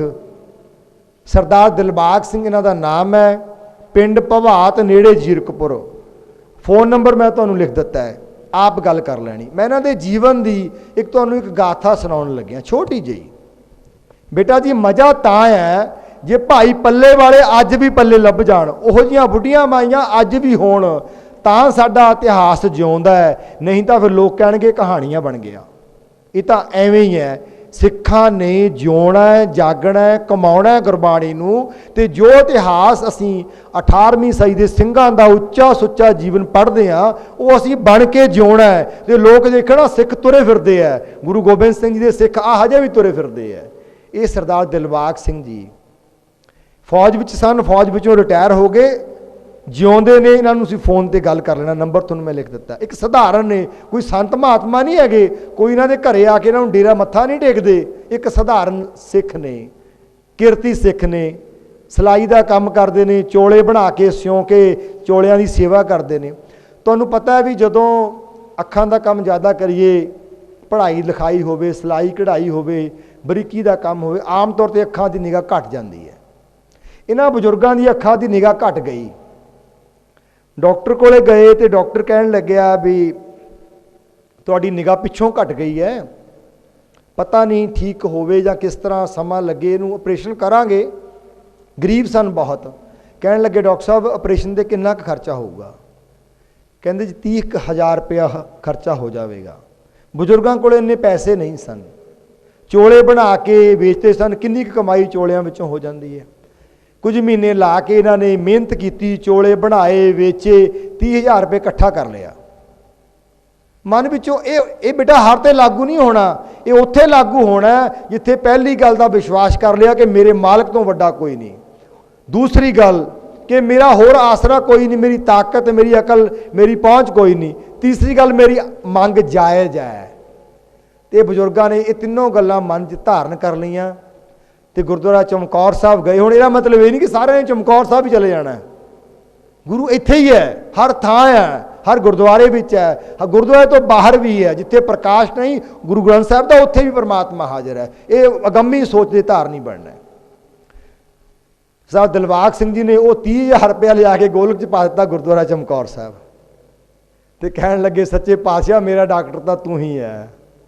ਡਾਕਟਰ ਕਹਿੰਦਾ ਪਤਾ ਨਹੀਂ ਆਪਰੇਸ਼ਨ ਕਰਕੇ ਵੀ ਨਿਗਾਹ ਠੀਕ ਹੋਣੀ ਹੈ ਕਿ ਨਹੀਂ ਹੋਣੀ, ਤੇ ਤੇਰੇ ਕੋਲੋਂ ਨਾ ਹੋਣ ਵਾਲੀ ਤਾਂ ਗੱਲ ਹੈ ਨਹੀਂ ਕੋਈ। ਤੂੰ ਕਰਨਾ ਚਾਹਵੇਂ ਤਾਂ ਆਪੇ ਹੀ ਕਰ ਦੇਵੇਂਗਾ। ਪਿਆਰ ਵਾਲਿਓ, ਇਹੀ ਬਜ਼ੁਰਗ ਇਹਨਾਂ ਦੀ ਨਿਗਾਹ ਕੰਮ ਨਹੀਂ ਕਰਦੀ, ਅੱਜ ਸੂਈ ਦੇ ਨੱਕੇ ਵਿੱਚੋਂ ਧਾਗਾ ਕੱਢ ਲੈਂਦੇ ਆ। ਕਿਸੇ ਕੋਲ ਨਹੀਂ ਗਏ, ਗੱਲ ਕਰਿਓ ਬੱਚਿਓ, ਨੰਬਰ ਨੋਟ ਕਰ ਲਓ ਇਹਨਾਂ ਦਾ, ਉਹਨਾਂ ਦੇ ਬੇਟੇ ਦਾ ਨੰਬਰ ਹੈ। ਪੁਰਾਣੇ ਬਜ਼ੁਰਗ ਨੇ ਫੋਨ ਨਹੀਂ ਰੱਖਦੇ ਕੋਲੇ ਬਸ, ਪਰ ਉਹਨਾਂ ਦੇ ਬੇਟੇ ਦਾ ਨੰਬਰ ਆ, ਤੁਹਾਨੂੰ ਗੱਲ ਕਰਵਾ ਦੇਣਗੇ। ਬੇਟਾ ਜੀ ਇਹ ਹੈ ਅਰਦਾਸ ਦਾ ਸਰੂਪ। ਅੱਜ ਅਰਦਾਸ ਕਰਨੀ ਹੈ ਕਿ ਅਸੀਂ ਇੱਥੇ ਪਹੁੰਚ ਜਾਈਏ, ਬਾਬਾ ਜੀ ਦੇ ਇੰਨੇ ਨੇੜੇ ਹੋਈਏ, ਪਰ ਇਹ ਸਾਰਿਆਂ ਦੇ ਲਾਗੂ ਨਹੀਂ ਹੋਣੀ ਕਿ ਜਾ ਕੇ ਤੁਸੀਂ, ਇਹ ਤਾਂ ਲਾਗੂ ਹੋਣੀ ਹੈ ਜੇ ਅਰਦਾਸ ਅੰਦਰੋਂ ਜੁੜ ਕੇ ਤੇ ਪੂਰਨ ਭਰੋਸਾ ਰੱਖ ਕੇ। ਗੁਰੂ ਅੱਜ ਵੀ ਹਾਜ਼ਰ ਨਾਜ਼ਰ ਹੈ, ਗੁਰੂ ਸਮਰੱਥ ਹੈ। ਕਈ ਲੋਕ ਕਹਿੰਦੇ ਇਹ ਕਰਾਮਾਤਾਂ ਨੇ। ਬੇਟਾ ਜੀ ਇਹ ਕਰਾਮਾਤ ਨਹੀਂ, ਇਹਦੇ ਮਗਰ ਵਿਗਿਆਨ ਹੈ। ਵਿਗਿਆਨ ਕਿਵੇਂ ਹੈ? ਮੈਂ ਤੁਹਾਨੂੰ ਇੱਕ ਛੋਟੀ ਜਿਹੀ ਉਦਾਹਰਨ ਦੇ ਦਿੰਦਾ।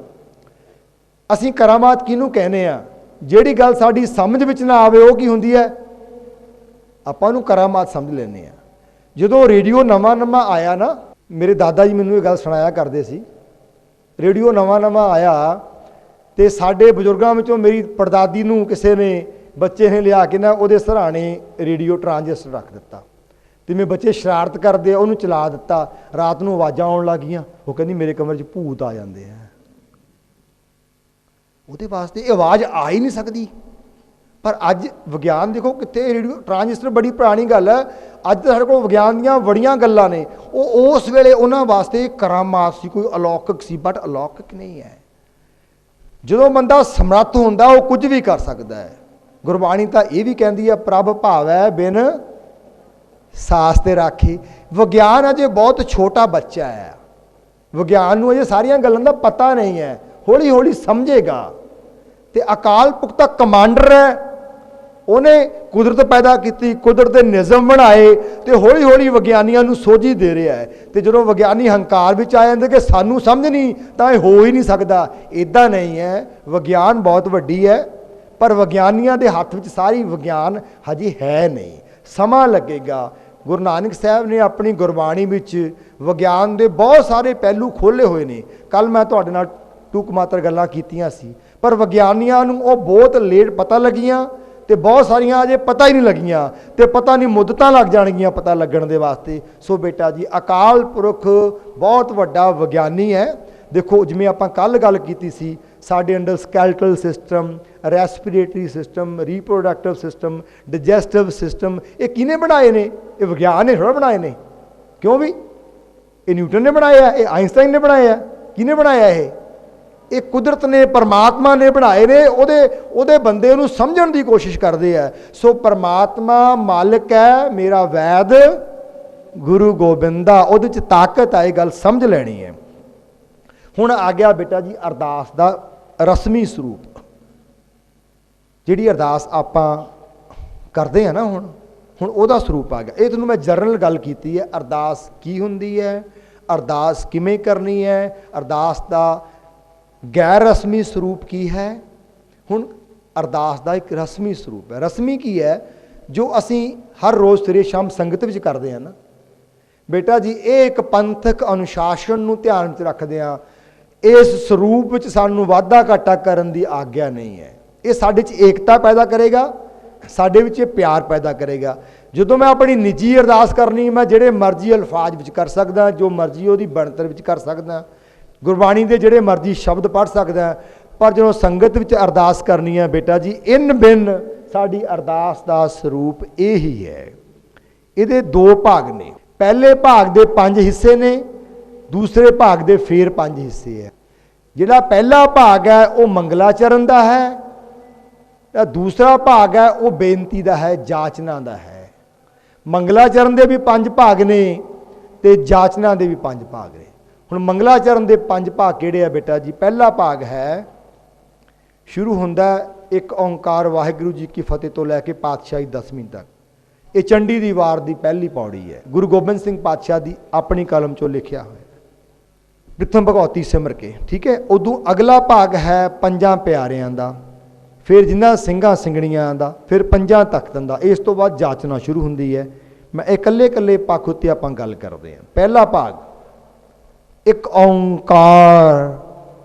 ਬੇਟਾ ਇੱਕ ਓਂਕਾਰ ਕਹਿਣਾ ਹੀ ਤੁਹਾਨੂੰ ਵਿਸਮਾਦੀ ਅਵਸਥਾ ਵਿੱਚ ਲੈ ਜਾਂਦਾ। ਇਹ ਬਹੁਤ ਤਾਕਤ ਦਿੰਦਾ। ਇੰਨਾ ਕਹਿ ਲੈਣਾ ਹੀ, ਇਹਨੂੰ ਇਕਾਗਰ ਹੋ ਕੇ ਬੋਲੋ, ਆਪਣੇ ਨੇਤਰ ਮੁੰਦ ਲਵੋ, ਇੱਕ ਧਿਆਨ ਰੱਖੋ ਕਿਸ ਗੱਲ ਦਾ ਕਿ ਮੈਂ ਉਸ ਨੂੰ ਆਵਾਜ਼ ਮਾਰੀ ਹੈ। ਨੇਤਰ ਮੁੰਦ ਕੇ ਬੋਲਣਾ, ਕੀ ਧਿਆਨ ਕਰਕੇ ਬੋਲਣਾ? ਇੱਕ ਪਰਮਾਤਮਾ ਕਾਰ ਬੇਅੰਤ, ਉਹਦੀਆਂ ਕੰਨੀਆਂ ਕੋਈ ਨਹੀਂ, ਬਹੁਤ ਬੇਅੰਤ ਤੇ ਇੱਕ ਹੈ। ਉਹਨੂੰ ਮੈਂ ਹਾਕ ਮਾਰ ਰਿਹਾ, ਇੱਕ ਓਂਕਾਰ। ਬੋਲੋ, ਇੱਕ ਓਂਕਾਰ। ਇੱਕ ਬੜੀ ਬੜੀ ਤਾਕਤ ਪ੍ਰਦਾਨ ਕਰ ਦਿੰਦਾ ਹੈ। ਅੱਗੇ ਲਿਖਿਆ, ਵਾਹਿਗੁਰੂ ਜੀ ਕੀ ਫਤਿਹ। ਗੁਰੂ ਮਿਲਾਉਂਦਾ ਇੱਕ ਓਂਕਾਰ ਨੂੰ, ਤੇ ਗੁਰੂ ਦੀ ਫਤਿਹ ਹੈ ਵਾਹਿਗੁਰੂ ਜੀ ਕੀ। ਇਹ ਆਪਣੇ ਆਪ ਬੇਟਾ ਚੜ੍ਹਦੀ ਕਲਾ ਦੇ ਸੁਨੇਹੇ ਨੇ, ਇਹ ਅੱਖਰ ਨਹੀਂ ਹੈ, ਇਹਨਾਂ ਦੇ ਮਗਰ ਸਿਧਾਂਤ ਹੈ।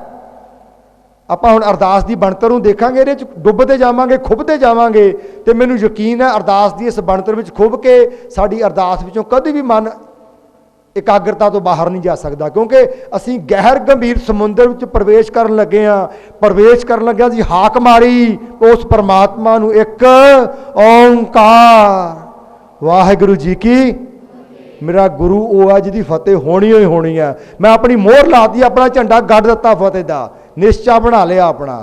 ਅੱਗੇ ਕੀ ਕਿਹਾ? ਸ਼੍ਰੀ ਭਗਉਤੀ ਜੀ ਸਹਾਏ। ਭਗਉਤੀ ਇਹ ਕਿਰਪਾਨ ਦਿਖਾਈ ਜ਼ਰੂਰ ਹੈ, ਪਰ ਅਸਲ ਵਿੱਚ ਭਗਉਤੀ ਇੱਕ ਤਾਕਤ ਦਾ ਪ੍ਰਤੀਕ ਹੈ। ਭਗਉਤੀ ਇੱਕ ਤਾਕਤ ਹੈ, ਭਗਉਤੀ ਇੱਕ ਤਾਕਤ ਹੈ, ਤੇ ਕਿਰਪਾਨ ਉਸ ਤਾਕਤ ਦਾ ਪ੍ਰਤੀਕ ਹੈ। ਸੋ ਭਗਉਤੀ ਦਾ ਭਾਵ ਹੈ ਇੱਕ ਤਾਕਤ, ਅਕਾਲੀ ਰੱਬੀ ਤਾਕਤ। ਸ਼੍ਰੀ ਭਗਉਤੀ ਜੀ ਸਹਾਏ, ਇੱਕ ਰੱਬੀ ਤਾਕਤ ਮੈਨੂੰ ਸਹਾਏ ਹੋਣ ਲੱਗੀ ਹੈ। ਮੈਂ ਆਪਣੀ ਕਲਮ 'ਚੋਂ ਲਿਖਣ ਲੱਗਿਆ, ਗੁਰੂ ਗੋਬਿੰਦ ਸਿੰਘ ਪਾਤਸ਼ਾਹ ਕਹਿੰਦੇ, ਵਾਰ ਸ਼੍ਰੀ ਭਗਉਤੀ ਜੀ ਕੀ ਪਾਤਸ਼ਾਹੀ 10ਵੀਂ, ਪ੍ਰਥਮ ਭਗਉਤੀ ਸਿਮਰ ਕੇ। ਫੇਰ ਲਿਖਿਆ, ਪਹਿਲਾਂ ਕਿਹਾ ਸ਼੍ਰੀ ਭਗਉਤੀ ਜੀ ਸਹਾਏ, ਹੁਣ ਕਹਿੰਦੇ ਪ੍ਰਥਮ ਭਗਉਤੀ ਸਿਮਰ ਕੇ। ਭਗਉਤੀ ਤੋਂ ਭਾਵ ਆ ਇੱਕ ਰੱਬੀ ਅਕਾਲੀ ਤਾਕਤ। ਗੁਰੂ ਨਾਨਕ ਲਈ ਧਿਆਏ। ਹੁਣ ਬੇਟਾ ਜੀ ਆਪਣੇ ਕੋਲ 4 ਸ਼ਬਦ ਨੇ। ਅਰਦਾਸ ਕਰਨ ਲੱਗਿਆ ਜਦੋਂ ਕਹਿਣਾ ਨਾ ਗੁਰੂ ਨਾਨਕ ਲਈ ਧਿਆਏ, ਤਾਂ ਹੁਣ ਗੁਰੂ ਨਾਨਕ ਸਾਹਿਬ ਨੂੰ ਧਿਆਣਾ ਹਿਰਦੇ ਵਿੱਚ। 4 ਸ਼ਬਦਾਂ ਵਿੱਚ ਗੁਰੂ ਨਾਨਕ ਸਾਹਿਬ ਦੇ ਸਮੁੱਚੇ ਜੀਵਨ ਨੂੰ ਆਪਣੇ ਅੰਦਰ ਪਰੋ ਲੈਣਾ। ਜਦੋਂ ਐਡਾ ਵੱਡਾ ਕੰਮ 4 ਸ਼ਬਦਾਂ 'ਚ ਕਰਨਾ ਹੋਵੇਗਾ ਤਾਂ ਬੇਟਾ ਜੀ ਆਪਾਂ ਕਿਸੇ ਪਾਸੇ ਧਿਆਨ ਜਾ ਹੀ ਨਹੀਂ ਸਕਦਾ, ਕਿਉਂਕਿ ਇੱਕ ਕੰਮ ਕਰਨ ਲੱਗੇ ਆ। ਕੰਮ ਕੀ ਕਰਨ ਲੱਗੇ ਆ? ਗੁਰੂ ਨਾਨਕ ਲਈ ਧਿਆਏ ਕਹਿਣ ਲੱਗੇ ਆ। ਗੁਰੂ ਨਾਨਕ ਸਾਹਿਬ ਦੇ ਜੀਵਨ ਨੂੰ ਧਿਆਉਣਾ ਹੈ, ਉਹਨਾਂ ਦੇ ਜੀਵਨ ਵਿੱਚੋਂ ਪ੍ਰੇਰਨਾਮਈ ਸਿਧਾਂਤ ਆਪਣੇ ਹਿਰਦੇ ਵਿੱਚ, ਦਿਮਾਗ ਵਿੱਚ ਦ੍ਰਿੜ ਕਰਨੇ ਹੈ। ਕਿਹੜੇ ਸਿਧਾਂਤ? ਉਦਾਹਰਨ ਦੇ ਤੌਰ ਤੇ ਮੈਂ ਤੁਹਾਨੂੰ ਦੱਸ ਰਿਹਾ, ਅਸੀਂ ਆਪਣੇ ਵੀ ਕੱਢ ਲੈਣਾ। ਗੁਰੂ ਨਾਨਕ ਸਾਹਿਬ ਦੇ ਜੀਵਨ ਦੇ ਵਿੱਚੋਂ ਕੀ ਗੱਲ ਸਮਝ ਆਉਂਦੀ ਹੈ? ਇਕੱਲੇ ਹੀ ਡਟ ਜਾਣਾ। ਗੁਰੂ ਨਾਨਕ ਸਾਹਿਬ ਫੌਜਾਂ ਲੈ ਕੇ ਨਾਲ ਨਹੀਂ ਸੀ ਨਿਕਲੇ, ਨਾਲ ਸਾਥੀ ਮਰਦਾਨਾ ਤੇ ਚੱਲ ਪਏ। ਚੜਿਆ ਸੋਧਣ ਧਰਤ ਲਕਾਈ, ਇਕੱਲੇ ਡਟ ਜਾਣਾ। ਘਰ ਵਿੱਚ ਜਨੇਊ ਪਾਉਣ ਲੱਗੇ, ਪਿਤਾ ਜੀ ਡਟ ਗਏ, ਕਹਿੰਦੇ ਮੈਂ ਨਹੀਂ ਪਾਉਣਾ। ਜਿਹੜੀ ਗੱਲ ਕਹਿਣੀ ਆ ਉਹ ਕਹਿ ਦਿੱਤੀ। ਤੇ ਦੂਸਰੀ ਗੱਲ ਬੇਟਾ ਜੀ, ਮੈਂ ਤੁਹਾਨੂੰ ਕੱਲ ਵਧਾਈ ਦਿੱਤੀ ਸੀ ਨਾ ਕਿ ਤੁਸੀਂ ਉਹਨਾਂ 2% ਬੱਚਿਆਂ ਵਿੱਚੋਂ ਜਿਹੜੇ ਸਮਾਜ ਦੀ ਅਗਵਾਈ ਕਰਦੇ ਆ, ਚੰਗੇ ਪੜ੍ਹਨ ਵਾਲੇ ਹੋ, ਬੁਲਾਰੇ ਹੋ, ਲਿਖਾਰੀ ਹੋ, ਖਿਡਾਰੀ ਹੋ, ਕਲਾਕਾਰ ਹੋ ਬੱਚੇ, ਤੁਸੀਂ ਤੁਹਾਡੇ ਲਈ ਆਹ ਗੱਲ ਸਮਝਣੀ ਬਹੁਤ ਜ਼ਰੂਰੀ ਹੈ। ਗੁਰੂ ਨਾਨਕ ਸਾਹਿਬ ਦੇ ਜੀਵਨ ਦੇ ਵਿੱਚੋਂ ਪ੍ਰੇਰਨਾ ਮਿਲਦੀ ਹੈ, ਬਿਨਾਂ ਨਿੱਜੀ ਸੁੱਖ ਤਿਆਗੇ ਲੁਕਾਈ ਦਾ ਭਲਾ। ਤੇ ਬੇਟਾ ਜੀ ਤੁਸੀਂ ਆਪਣੇ ਆਪ ਨੂੰ ਤਿਆਰ ਕਰਨਾ ਸ਼ੁਰੂ ਕਰੋ ਕਿ ਸੁੱਖ ਤਿਆਗਣੇ ਆ।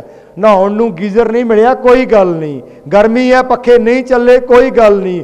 2 ਦਿਨ 4 ਦਿਨ ਡੰਗ ਲੰਘ ਕੇ ਰੋਟੀ ਖਾਣ ਨੂੰ ਨਹੀਂ ਮਿਲੀ, ਕੋਈ ਗੱਲ ਨਹੀਂ। ਤੇ ਜੇ ਬੇਟਾ ਆਪਾਂ ਸੁੱਖ ਰਹਿਣੇ ਹੋ ਗਏ ਨਾ, ਤਾਂ ਤੁਹਾਡੇ ਵਰਗੇ ਸੁੱਖ ਰਹਿਣੇ ਅਫਸਰ ਸਾਡੇ ਸਮਾਜ ਕੋਲੇ ਬਹੁਤ ਨੇ, ਬਹੁਤ ਲੀਡਰ ਨੇ ਸੁੱਖ ਰਹਿਣੇ ਸਾਡੇ ਕੋਲੇ।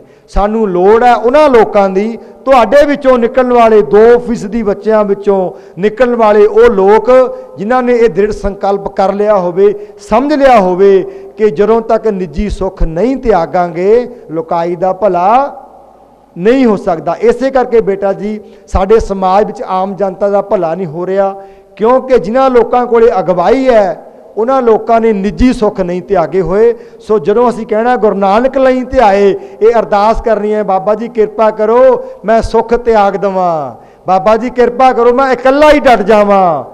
ਬੇਟਾ ਜੀ ਖਿਆਲ ਰੱਖਣਾ, ਜਦੋਂ ਕਹਿਣਾ ਨਾ ਗੁਰੂ ਨਾਨਕ ਲਈ ਧਿਆਏ, ਤਾਂ ਧਿਆਉਣ ਲੱਗਿਆ ਇਹ ਗੱਲ ਕਹਿਣੀ ਹੈ, ਬਾਬਾ ਜੀ ਕਿਰਪਾ ਕਰੋ ਮੈਂ ਤੁਹਾਡੇ ਵਾਂਗੂ ਇਕੱਲਾ ਹੀ ਡਟ ਜਾਵਾਂ, ਬਾਬਾ ਜੀ ਕਿਰਪਾ ਕਰੋ ਮੈਂ ਤੁਹਾਡੇ ਵਾਂਗੂ ਰੋੜਾਂ ਤੇ ਸੌ ਜਾਵਾਂ। ਰੇਤ ਅੱਕ ਆਹਾਰ ਕਰ ਰੋੜਾਂ ਕੀ ਗੁਰ ਕਰੀ ਵਿਛਾਈ। ਬਾਬਾ ਜੀ ਤੁਹਾਡੇ ਵਾਂਗੂ ਰੇਤ ਫੱਕਣੀ ਪਵੇ ਉਹ ਵੀ ਫੱਕ ਲਵਾਂ, ਬਾਬਾ ਜੀ ਤੁਹਾਡੇ ਵਾਂਗੂ ਅੱਕ ਖਾ ਕੇ ਗੁਜ਼ਾਰਾ ਕਰਨਾ ਪਵੇ ਉਹ ਵੀ ਕਰ ਲਵਾਂ। ਜਦੋਂ ਆਹ ਕਹਾਂਗੇ ਨਾ ਗੁਰੂ ਨਾਨਕ ਲਈ ਧਿਆਏ, ਤਾਂ ਬੇਟਾ ਜੀ ਮੇਰੇ ਅੰਦਰੋਂ ਇਹ ਆਵਾਜ਼ ਆਉਂਦੀ ਹੈ, ਗੁਰੂ ਨਾਨਕ ਸਾਹਿਬ ਉੱਠ ਕੇ ਖੜੋ ਜਾਣਗੇ ਕਿ ਮੇਰਾ ਪੁੱਤ ਮੰਗਦਾ ਕੀ ਪਿਆ, ਮੇਰੀ ਧੀ ਮੰਗਦੀ ਕੀ ਪਈ ਆ। ਅੱਕ ਮੰਗਦੀ ਹੈ, ਰੋੜ ਮੰਗਦੀ ਹੈ, ਇਹ ਮੰਗਦੀ ਹੈ ਕਿ ਮੇਰੇ ਅੰਦਰ ਤਾਕਤ ਪੈਦਾ ਕਰ ਦਿਓ, ਮੈਂ ਨਿੱਜੀ ਸੁੱਖ ਤਿਆਗ ਦੇਵਾਂ, ਤੁਹਾਡੇ ਰਾਹ 'ਤੇ ਚੱਲਣਾ। ਬੇਟਾ ਜੀ ਗੁਰੂ ਨਾਨਕ ਸਾਹਿਬ ਆ ਕੇ ਸਿਰ 'ਤੇ ਹੱਥ ਰੱਖ ਲੈਣਗੇ, ਚੱਲ ਬੇਟਾ ਅੱਗੇ। ਅੱਗੇ ਕੀ ਪੜ੍ਹਨਾ ਹੈ? ਫਿਰ ਅੰਗਦ ਗੁਰ। ਹੁਣ ਸਾਡੇ ਕੋਲ 3 ਸ਼ਬਦ ਨੇ, ਸਿਰਫ 3 ਸ਼ਬਦ, ਫਿਰ ਅੰਗਦ ਗੁਰ। ਤਿੰਨਾਂ ਦੇ ਵਿੱਚ ਹੀ ਗੁਰੂ ਅੰਗਦ ਸਾਹਿਬ ਦੇ ਜੀਵਨ ਦੇ ਵਿੱਚ ਸੁਨੇਹੇ ਦ੍ਰਿੜ ਕਰਨੇ ਹੈ।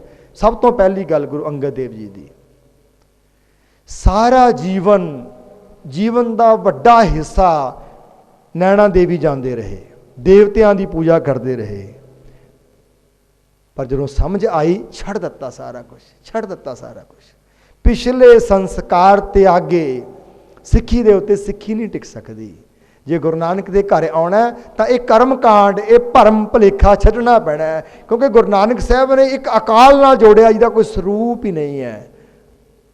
ਆਦ ਸੱਚ ਜੁਗਾਦ ਸੱਚ ਹੈ।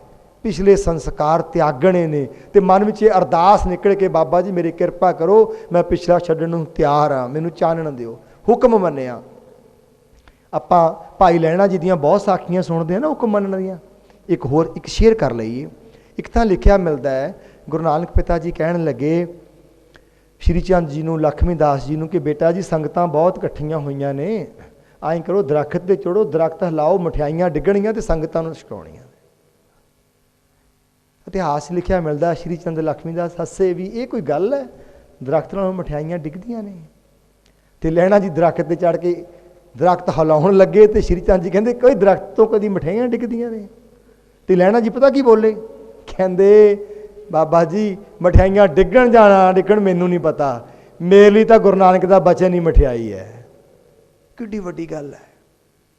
ਗੁਰੂ ਸਾਹਿਬ ਕੋਈ ਕਰਾਮਾਤ ਨਹੀਂ ਸੀ ਕਰਨ ਲੱਗੇ, ਗੁਰੂ ਸਾਹਿਬ ਤਾਂ ਆਪਣੇ ਸਿੱਖਾਂ ਨੂੰ ਇਹ ਗੱਲ ਸਿਖਾ ਰਹੇ ਨੇ ਕਿ ਗੁਰੂ ਦੇ ਬੋਲ ਦੇ ਉੱਤੇ ਆਪਣਾ ਆਪ ਨਿਸ਼ਾਵਰ ਕਿਵੇਂ ਕਰ ਦੇਣਾ ਹੈ। ਗੁਰੂ ਦੇ ਬੋਲ ਤੇ ਕਿੰਤੂ ਨਹੀਂ ਕਰਨਾ, ਆਪਣੀ ਅਕਲ ਅੱਗੇ ਨਹੀਂ ਲੈ ਕੇ ਆਉਣੀ। ਗੁਰੂ ਦੇ ਬੋਲ ਅੱਗੇ ਜੇ ਸਮਝ ਨਾ ਆਵੇ ਤਾਂ ਅਰਦਾਸ ਸ਼ੁਰੂ ਕਰਨੀ ਹੈ, ਪਿਤਾ ਜੀ ਜੋ ਤੁਸੀਂ ਕਿਹਾ ਮੈਂ ਕਰਨ ਲੱਗਿਆ, ਸਮਝਾ ਤੁਸੀਂ ਦਿਓ ਕਿ ਹੁਣ ਦਰਖਤ ਤੋਂ ਡਿੱਗਣਗੀਆਂ ਕਿਵੇਂ। ਜੇ ਲਿਖਿਆ ਤਾਂ, ਜੇ ਬੋਲਿਆ ਤਾਂ ਕਹਿੰਦੇ ਮੈਂ ਤਾਂ ਚੜ੍ਹ ਗਿਆ ਉੱਪਰ, ਅੱਗੇ ਡਿੱਗੀਆਂ ਨਾ ਡਿੱਗੀਆਂ ਮੈਂ ਉਹਦੇ ਵੱਲ ਨਹੀਂ ਵੱਧਦਾ, ਮੈਨੂੰ ਨਹੀਂ ਪਤਾ। ਪਰ ਇਤਿਹਾਸ ਬੋਲਦਾ ਹੈ ਕਿ ਲਹਿਣਾ ਜੀ ਦਾ ਗੁਰੂ ਅੱਗੇ ਸਮਰਪਣ ਇੰਨਾ ਸੀ, ਜੇ ਕਿਹਾ ਮੁਰਦਾ ਖਾ ਲਵੋ, ਕਹਿਣ ਲੱਗੇ ਗੁਰੂ ਨਾਨਕ ਜੀ ਸਿਰ ਤੋਂ ਖਾਵਾਂਗੇ ਪੈਰਾਂ ਤੋਂ ਖਾਵਾਂ। ਇਹ ਨਹੀਂ ਕਿਹਾ ਕਿ ਮੁਰਦਾ ਖਾਣ ਵਾਲੀ ਚੀਜ਼ ਥੋੜ੍ਹਾ ਹੈ। ਇਹ ਇੱਕ ਸਮਰਪਣ ਸੀ। ਜੀਵਨ 'ਚੋਂ ਸਿੱਖੀਏ, ਜਦੋਂ ਕਹਿਣਾ ਫਿਰ ਅੰਗਦ ਗੁਰ, ਤੇ ਫਿਰ ਆਵੇ ਗੁਰੂ ਅੱਗੇ ਭਰੋਸਾ, ਸਮਰਪਣ ਅੰਗਦ ਜੀ ਵਰਗਾ ਕਰਨਾ। ਬੱਚਿਆਂ ਦੀ ਵਿੱਦਿਆ ਲਈ ਮੈਂ ਅਧਿਆਪਕਾਂ ਨੂੰ ਬੇਨਤੀ ਕਰਾਂਗਾ, ਬੱਚਿਆਂ ਨੂੰ ਵੀ ਕਰਾਂਗਾ, ਵਿੱਦਿਆ ਦੇਣ ਦਾ ਕੰਮ ਬਹੁਤ ਵੱਡਾ ਕੰਮ ਹੈ। ਜਦੋਂ ਕਹਿਣਾ ਨਾ ਫਿਰ ਅੰਗਦ ਗੁਰ, ਤੇ ਫਿਰ ਸੋਚਣਾ ਕਿ ਗੁਰੂ ਅੰਗਦ ਪਿਤਾ ਜੀ ਨੇ ਵਿੱਦਿਆ ਦੇਣ ਲਈ ਕੀ ਕੀਤਾ।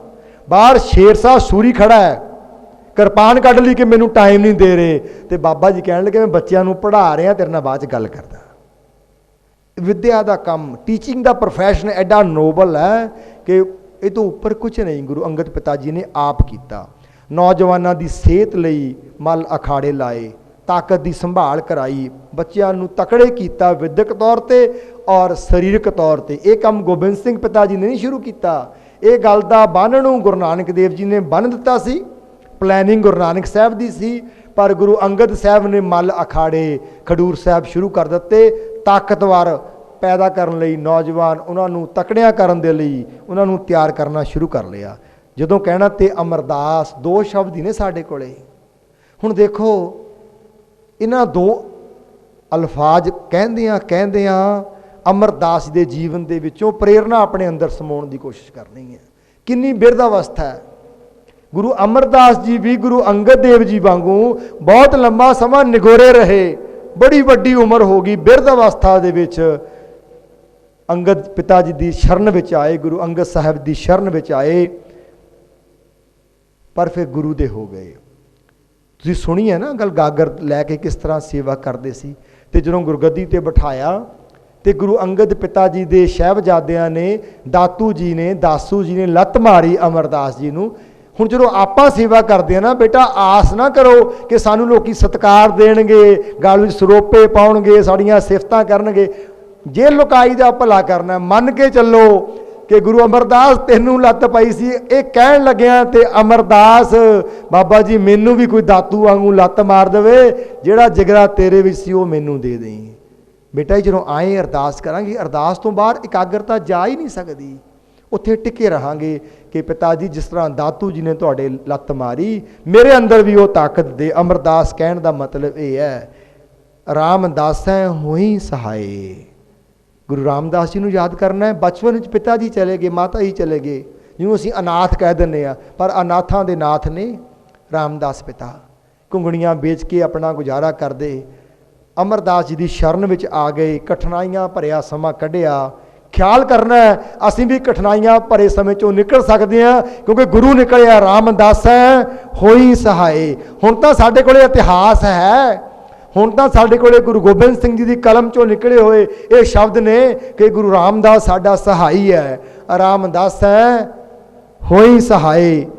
ਗੁਰੂ ਰਾਮਦਾਸ ਜੀ ਨੇ ਕੇਂਦਰ ਦੀ ਉਸਾਰੀ ਕੀਤੀ, ਅਸੀਂ ਉਸ ਕੇਂਦਰ ਨਾਲ ਜੁੜਨਾ ਹੈ। ਸਾਡਾ ਕੇਂਦਰੀ ਧੁਰਾ ਹੈ ਸ਼੍ਰੀ ਹਰਿਮੰਦਰ ਸਾਹਿਬ।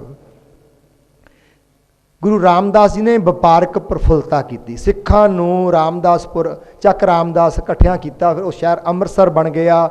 ਉੱਥੇ ਉਹਨਾਂ ਨੂੰ ਇਕੱਠਿਆਂ ਕਰਕੇ ਉਹਨਾਂ ਦਾ ਬਿਜ਼ਨਸ ਉਹਨਾਂ ਨੂੰ ਅੱਗੇ ਵਧਾਇਆ, ਉਹਨਾਂ ਦੀ ਆਰਥਿਕਤਾ ਮਜ਼ਬੂਤ ਕੀਤੀ। ਹੋਰ ਸ਼ਹਿਰ ਗੁਰੂ ਰਾਮਦਾਸ ਜੀ ਨੇ ਵਸਾਉਣੇ ਸ਼ੁਰੂ ਕੀਤੇ। ਸੋ ਇਹ ਰਾਮਦਾਸ ਜੀ ਦਾ ਜੀਵਨ ਪੜ੍ਹਦੇ ਹਾਂ, ਇਹ ਉਤਸ਼ਾਹ ਵਿੱਚ ਆ ਜਾਣਾ ਹੈ। ਅਰਜਨ ਸ਼ਬਦ ਹੀ ਇੱਕ ਹੈ ਪਿਆਰ ਵਾਲਿਓ। ਹੁਣ ਇੱਥੇ ਇੱਕੋ ਸ਼ਬਦ ਹੈ ਅਰਦਾਸ ਵਿੱਚ, ਪੰਚਮ ਪਾਤਸ਼ਾਹ ਨੂੰ ਯਾਦ ਕਰਕੇ ਸ਼ਰਧਾਂਜਲੀ ਭੇਂਟ ਕਰਨ ਲਈ ਇੱਕੋ ਹੀ ਸ਼ਬਦ ਹੈ ਅਰਦਾਸ ਵਿੱਚ, ਅਰਜਨ। ਰਾਮਦਾਸੈ ਹੋਈ ਸਹਾਏ, ਅਰਜਨ। ਅੱਗੇ ਤਾਂ ਗੁਰੂ ਛੇਵੇਂ ਪਾਤਸ਼ਾਹ ਦੀ ਗੱਲ ਸ਼ੁਰੂ ਹੋ ਜਾਣੀ ਹੈ। ਹੁਣ ਅਰਜਨ ਕਹਿਣ ਲੱਗਿਆ ਹੀ ਇਹ ਗੱਲ ਯਾਦ ਕਰਨੀ ਹੈ ਕਿ ਦਰਬਾਰ ਸਾਹਿਬ ਦੀ ਕਾਰ ਸੇਵਾ ਲਈ ਪੈਸਾ ਇਕੱਠਾ ਹੋਇਆ, ਲਾਹੌਰ ਵਿੱਚ ਬਿਮਾਰੀ ਫੈਲ ਗਈ ਤੇ ਗੁਰੂ ਸਾਹਿਬ ਕਹਿੰਦੇ ਗੁਰਦੁਆਰਾ ਸਾਹਿਬ ਹਰਿਮੰਦਰ ਸਾਹਿਬ ਦੀ ਉਸਾਰੀ ਬਾਅਦ 'ਚ ਕਰ ਲਵਾਂਗੇ, ਪਹਿਲਾਂ ਲਾਹੌਰ ਵਿੱਚ ਜਾ ਕੇ ਸੇਵਾ ਕਰੋ ਮਰੀਜ਼ਾਂ ਦੀ। ਦੇਖੋ ਕਿੱਡਾ ਵੱਡਾ ਸੰਕਲਪ ਹੈ। ਅੱਜ ਅਸੀਂ ਗੁਰਦੁਆਰੇ ਤਾਂ ਉਸਾਰ ਰਹੇ ਹਾਂ, ਪਰ ਗਰੀਬਾਂ ਦੀ ਬਾਂਹ ਫੜਨ ਲਈ ਸਾਡੇ ਕੋਲ ਪੈਸਾ ਵੀ ਨਹੀਂ ਤੇ ਵਕਤ ਵੀ ਨਹੀਂ। ਆਪਾਂ ਬੈਠੇ ਨਾ ਇੱਥੇ ਬਾਬਾ ਹਰਨਾਮ ਸਿੰਘ ਦੀ ਥਾਂ ਉੱਤੇ, ਤੁਸੀਂ ਦੇਖੋਗੇ ਕਿੰਨੇ ਗਰੀਬ ਆ ਕੇ ਇੱਥੇ ਆਪਣੇ ਅੱਖਾਂ ਦਾ ਆਪਰੇਸ਼ਨ ਫ੍ਰੀ ਕਰਾਉਂਦੇ ਆ, ਆਪਣਾ ਇਲਾਜ ਫ੍ਰੀ ਕਰਾਉਂਦੇ ਆ। ਇਹ ਗੁਰੂ ਘਰ ਦਾ ਮਤਲਬ ਹੁੰਦਾ। ਗੁਰੂ ਘਰ ਇਸ ਲਈ ਬਣੇ ਨੇ ਕਿ ਲੋੜਵੰਦ ਨੂੰ ਇੰਨਾ ਉੱਚਾ ਸੀ ਨਿਸ਼ਾਨ ਸਾਹਿਬ ਲਗਾਇਆ ਹੁੰਦਾ ਨਾ, ਉਹਦਾ ਮਤਲਬ ਇਹੀ ਹੈ ਵੀ ਇਹ ਥਾਂ ਆ ਜਿੱਥੇ ਨਿਆਸਰੇ ਦੀ ਆਸਰਾ ਮਿਲਦਾ, ਨਿਪੱਤੇ ਨੂੰ ਪੱਤ ਮਿਲਦੀ ਹੈ ਤੇ ਲੋੜਵੰਦ ਦੀ ਲੋੜ ਪੂਰੀ ਹੁੰਦੀ ਹੈ। ਇਹ ਗੁਰੂ ਅਰਜਨ ਦੇਵ ਜੀ ਦਾ ਪ੍ਰੇਰਣਾ ਹੈ। ਅਰਜਨ ਕਹਿਣ ਲੱਗਿਆ ਦ੍ਰਿੜ ਕਰ ਲੈਣਾ ਹੈ। ਸੰਗਤਾਂ ਦੇ ਚਰਨਾਂ ਦੀ ਸੇਵਾ ਗੁਰੂ ਸਾਹਿਬ ਆਪ ਕਰਿਆ ਕਰਦੇ ਸੀ। ਇੱਕ ਤਾਂ ਸਾਖੀ ਮਿਲਦੀ ਹੈ, ਸੰਗਤਾਂ ਰਾਤ ਨੂੰ ਦਰਸ਼ਨ ਕਰਨ ਆਈਆਂ ਤੇ ਪਤਾ ਲੱਗਿਆ ਸੰਗਤਾਂ ਕਿਉਂਕਿ ਲੋਕੀ ਤੁਰ ਕੇ ਆਉਂਦੇ ਸਨ ਨਾ, ਕੋਈ ਸਵਾਰੀਆਂ ਤਾਂ ਹੁੰਦੀਆਂ ਨਹੀਂ ਸਨ। ਗੁਰੂ ਅਰਜਨ ਪਿਤਾ ਜੀ ਨੂੰ ਪਤਾ ਲੱਗ ਗਿਆ ਸੰਗਤਾਂ ਆ ਗਈਆਂ, ਦੂਰੋਂ ਦਰਸ਼ਨਾਂ ਨੂੰ ਆਈਆਂ। ਰਾਤ ਨੂੰ ਉੱਠ ਕੇ ਸੰਗਤਾਂ ਦੀਆਂ ਲੱਤਾਂ ਘੁੱਟਣ ਲੱਗ ਪਏ, ਕਹਿੰਦੇ ਗੁਰੂ ਦੇ ਦਰਸ਼ਨ ਕਰਨੇ ਆ। ਤੇ ਪਾਤਸ਼ਾਹ ਨੂੰ ਪੁੱਛਿਆ ਗੁਰੂ ਸਾਹਿਬ ਕਿੱਥੇ ਬੈਠਦੇ ਆ? ਕਹਿੰਦੇ ਜੀ ਉੱਥੇ ਬੈਠਦੇ ਆ। ਸਨ ਆਪ ਹੀ ਤੇ ਸੰਗਤਾਂ ਨੂੰ ਪਤਾ ਨਹੀਂ ਕੌਣ ਨੇ, ਪਹਿਲੀ ਵਾਰ ਦਰਸ਼ਨਾਂ ਨੂੰ ਆਈਆਂ ਨੇ ਤੇ ਸਤਿਗੁਰ ਸਾਰੀ ਰਾਤ ਸੰਗਤਾਂ ਦੀਆਂ ਲੱਤਾਂ ਘੁੱਟਦੇ ਰਹੇ, ਚਰਨ ਘੁੱਟਦੇ ਰਹੇ। ਦੇਖੋ ਇਹ ਸਾਡਾ ਗੁਰੂ ਹੈ, ਅਸੀਂ ਇਹੋ ਜਿਹੇ ਬਣਨਾ ਹੈ। ਅਸੀਂ ਕਿੱਡੇ ਉੱਚੇ ਅਹੁਦੇ ਤੇ ਕਿਉਂ ਨਾ ਪਹੁੰਚ ਜਾਈਏ, ਇਹ ਸੰਕਲਪ ਦ੍ਰਿੜ ਰੱਖਣਾ ਹੈ ਕਿ ਅਸੀਂ ਵੀ ਨੀਵੇਂ ਤੋਂ ਨੀਵੇਂ ਹੋ ਕੇ ਸੇਵਾ ਕਰਨੀ ਹੈ। ਆਪਣੇ ਅਹੰਕਾਰ ਵਿੱਚ ਆਪਣੀ ਤਾਕਤ ਦਾ ਦਿਖਾਵਾ ਨਹੀਂ ਕਰਨਾ। ਇੱਕ ਗੱਲ ਹੋਰ, ਸ਼ਬਦ ਇੱਕ ਹੀ ਹੈ ਸਾਡੇ ਕੋਲੇ ਅਰਜਨ। ਆਪਣੀ ਸੁਰਤ ਵਿੱਚੋਂ ਇਹ ਗੱਲਾਂ ਕੱਢ ਲੈਣੀਆਂ ਨੇ। ਘਰ ਵਿੱਚੋਂ ਹੀ ਵਿਰੋਧ ਹੋ ਗਿਆ, ਆਪਣਾ ਹੀ ਭਰਾ ਪਿਰਥੀ ਚੰਦ ਦੋਖੀ ਬਣ ਗਿਆ ਗੁਰੂ ਘਰ ਦਾ। ਗੁਰੂ ਅਰਜਨ ਸਾਹਿਬ ਨਾਲ ਵਿਰੋਧ ਕਰਨ ਲੱਗਿਆ। ਗੁਰੂ ਅਰਜਨ ਸਾਹਿਬ ਗੁਰੂ ਗ੍ਰੰਥ ਸਾਹਿਬ ਦੀ ਸੰਪਾਦਨਾ ਕਰ ਰਹੇ ਨੇ, ਉਹ ਵਿਉਂਤਾਂ ਕਰ ਰਿਹਾ ਕਿ ਗੁਰੂ ਅਰਜਨ ਸਾਹਿਬ ਨੂੰ ਸ਼ਹੀਦ ਕਰਾਉਣਾ ਹੈ। ਘਰ ਵਿੱਚੋਂ ਹੀ ਵਿਰੋਧ।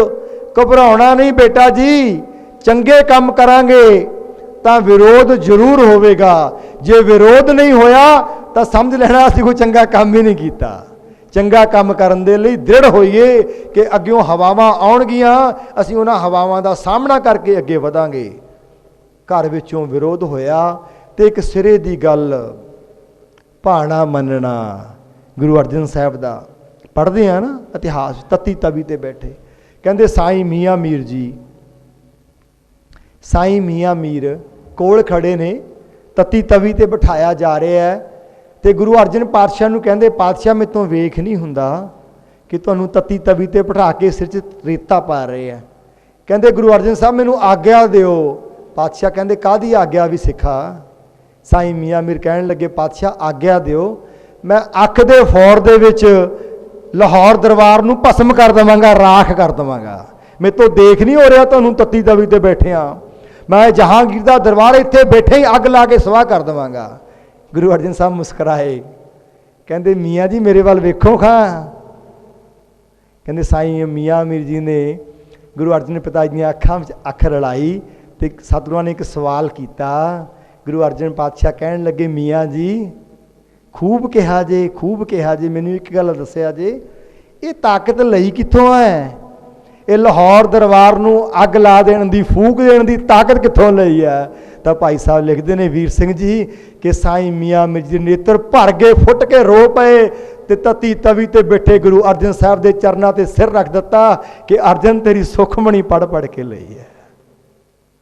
ਤੇ ਸਾਹਿਬ ਮੁਸਕਰਾ ਪਏ, ਸਿੱਖਾ ਸਹਿਜ ਵਿੱਚ ਰਹਿ, ਅੱਜ ਇੱਕ ਇਤਿਹਾਸ ਸਿਰਜਣ ਲੱਗੇ ਆ, ਅੱਜ ਇਤਿਹਾਸ ਨੂੰ ਇੱਕ ਨਵਾਂ ਮੋੜ ਦੇਣ ਲੱਗੇ ਆ। ਸੁਨੇਹਾ ਸੀ ਕਿ ਤੱਤੀ ਨੂੰ ਠੰਡੀ ਅਸੀਂ ਵੀ ਕਰ ਸਕਦੇ ਹਾਂ, ਦਰਬਾਰ ਨੂੰ ਇੱਥੇ ਬੈਠੇ ਆ ਅਸੀਂ ਵੀ ਅੱਗ ਲਾ ਸਕਦੇ ਹਾਂ, ਪਰ ਇਹ ਵਿਉਂਤਬੰਦੀ ਹੋਈ ਅਕਾਲ ਪੁਰਖ ਨੇ ਇਦਾਂ ਕੀਤੀ ਹੈ ਕਿ ਗੁਰੂ ਅਰਜਨ ਪਾਤਸ਼ਾਹ ਇੱਕ ਇਤਿਹਾਸ ਦੇ ਉੱਤੇ ਨਵਾਂ ਰੰਗ ਰੰਗਣ ਲੱਗੇ ਨੇ, ਇਤਿਹਾਸ ਦੇ ਵਿੱਚ ਨਵੀਆਂ ਸੁਰਖੀਆਂ ਲਿਖਣ ਲੱਗੇ ਨੇ।